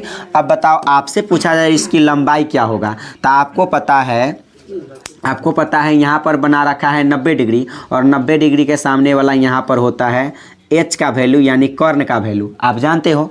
अब आपको जिसके सामने डिग्री यानी थीटा बनता है उसके सामने वाला होता है मेरे दोस्त पी का वैल्यू। क्या चीज़ का वैल्यू होता है यहाँ पर पी का वैल्यू। क्या चीज़ का वैल्यू हो जाता है पी का वैल्यू। और इधर वाला जो है ये वाला भुजा ये हो जाता है बी यानी बेस का वैल्यू। जैसे आप डिग्री के सामने थीटा के सामने वाला हो गया पी, ये हो गया 90 डिग्री के सामने वाला एच, ठीक, और ये हो गया बी। लेकिन आपसे पूछ रहा है स्पर्श रेखा की लंबाई, तो स्पर्श रेखा तो यही है ना मेरे भाई। स्पर्श रेखा कहने का मतलब वृत्त पर जो स्पर्श रेखा है उसकी लंबाई आपको निकालना है। तो क्या हो जाएगा आपके सामने, आप कहेंगे मेरे दोस्त ये जो हो जाएगा, जैसे आपको 30 डिग्री का वैल्यू निकालना है, यहाँ 30 डिग्री दिया हुआ है और न ही ये वाला मान पता है आपको, न ही ये वाला मान पता है, केवल एगो मान पता है। तो एगो मान से आप कैसे निकालिएगा, देखिए आराम से निकाल सकते हैं। बताइए, आपको ये चाहिए और ये वाला वैल्यू आपको पता है, इस दोनों में रिलेशन बैठा दीजिएगा, काम हो जाएगा 35। तो कहेंगे ये बी है ये पी है, और चाहे ये पी है ये बी है। पी और बी में क्या रिलेशन होता है, तो कहेंगे tan का रिलेशन होता है। tan कितना डिग्री है, 30 डिग्री है। फार्मूला होता है P बटा बी। तो P का वैल्यू आपके सामने 5 है। B का वैल्यू हमें चाहिए, B कहने का मतलब है PB का वैल्यू चाहिए। क्या चीज़ का वैल्यू चाहिए, PB, यही तो स्पर्श रेखा है। B का वैल्यू, B कहने का मतलब है आधार, आधार क्या हो गया PB, यह स्पर्श रेखा है। tan 30 का वैल्यू होता है 1/√3 बराबर 5 और बट्टा में हो जाएगा PB। तो मेरे दोस्त आगे समझो, यहाँ पर अब क्या हो जाएगा, √3 से 5 में गुना करो तो क्या होगा, और पहले PB से 1 में गुना करो तो हो जाएगा PB। PB से 1 में गुना करो PB, √3 से 5 में गुना करो तो 5√3 हो जाएगा सेंटीमीटर। ये कौन सा ऑप्शन है, तो 5√3 सेंटीमीटर। ऑप्शन नंबर ए जो है आपका बिल्कुल राइट हो जाएगा, कहीं से कोई सोचने वाला बात नहीं है। अब चलते हैं अगले प्रश्न पर। अगले प्रश्न क्या है, जरा ध्यान से समझो मेरे दोस्त। कहता है कि एक वृत्त के एक ही खंड के दो कोण क्या होते हैं। मान लीजिए मेरे दोस्त कि यहाँ पर एक हम वृत्त को ले लें, अगर हम एक वृत्त को लेते हैं और आपको समझाने की कोशिश करते हैं तो क्या हो जाएगा। देखिए, एक वृत्त ले लें और एक वृत्त में हम यहाँ पर खींच लेते हैं जीवा। क्या खींच लेते हैं, जीवा। कह रहा है एगो खंड बना लो, तो मेरे दोस्त ये हो गया खंड, सिंपल से क्या हो गया, वृत्त खंड, एगो खंड हो गया। कह रहा है एक ही वृत्त के एक ही खंड के दो कोण की बात हो रहा है। तो मान लीजिए यहाँ से यदि हम एगो त्रिभुज ऐसे बनाते तो ऐसे होता, ऐसे बनता, ठीक, और फिर दूसरा त्रिभुज बनाते तो ऐसे जाता, ऐसे होता, और यहाँ पर जो है ऐसे बनता, और भी बनाते तो ऐसे बनता, ऐसे बनता। मतलब एक ही खंड के बहुत सारा यहाँ पर त्रिभुज बन रहा है और सभी कोण आपस में बराबर होगा। जितना ये कोण होगा उतना ही ये कोण होगा, उतना ही ये कोण होगा। मतलब सभी कोण आपस में यहाँ पर बराबर होते हैं, ध्यान रखेंगे, ठीक है। एक वृत्त के एक ही खंड के दो कोण आपस में बराबर होते हैं। अगर हम बात करते हैं 99 नंबर प्रश्न, 99 नंबर प्रश्न कहता है मेरे दोस्त, एक वृत्त के परिगत एक चतुर्भुज PQRS।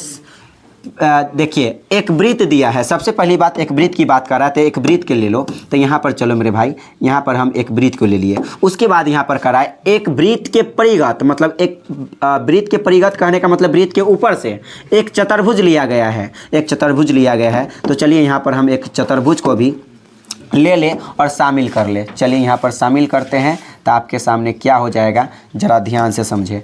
तो आपके सामने हो जाएगा, चलिए यहाँ पर एक चतुर्भुज को यहाँ पर शामिल करते हैं,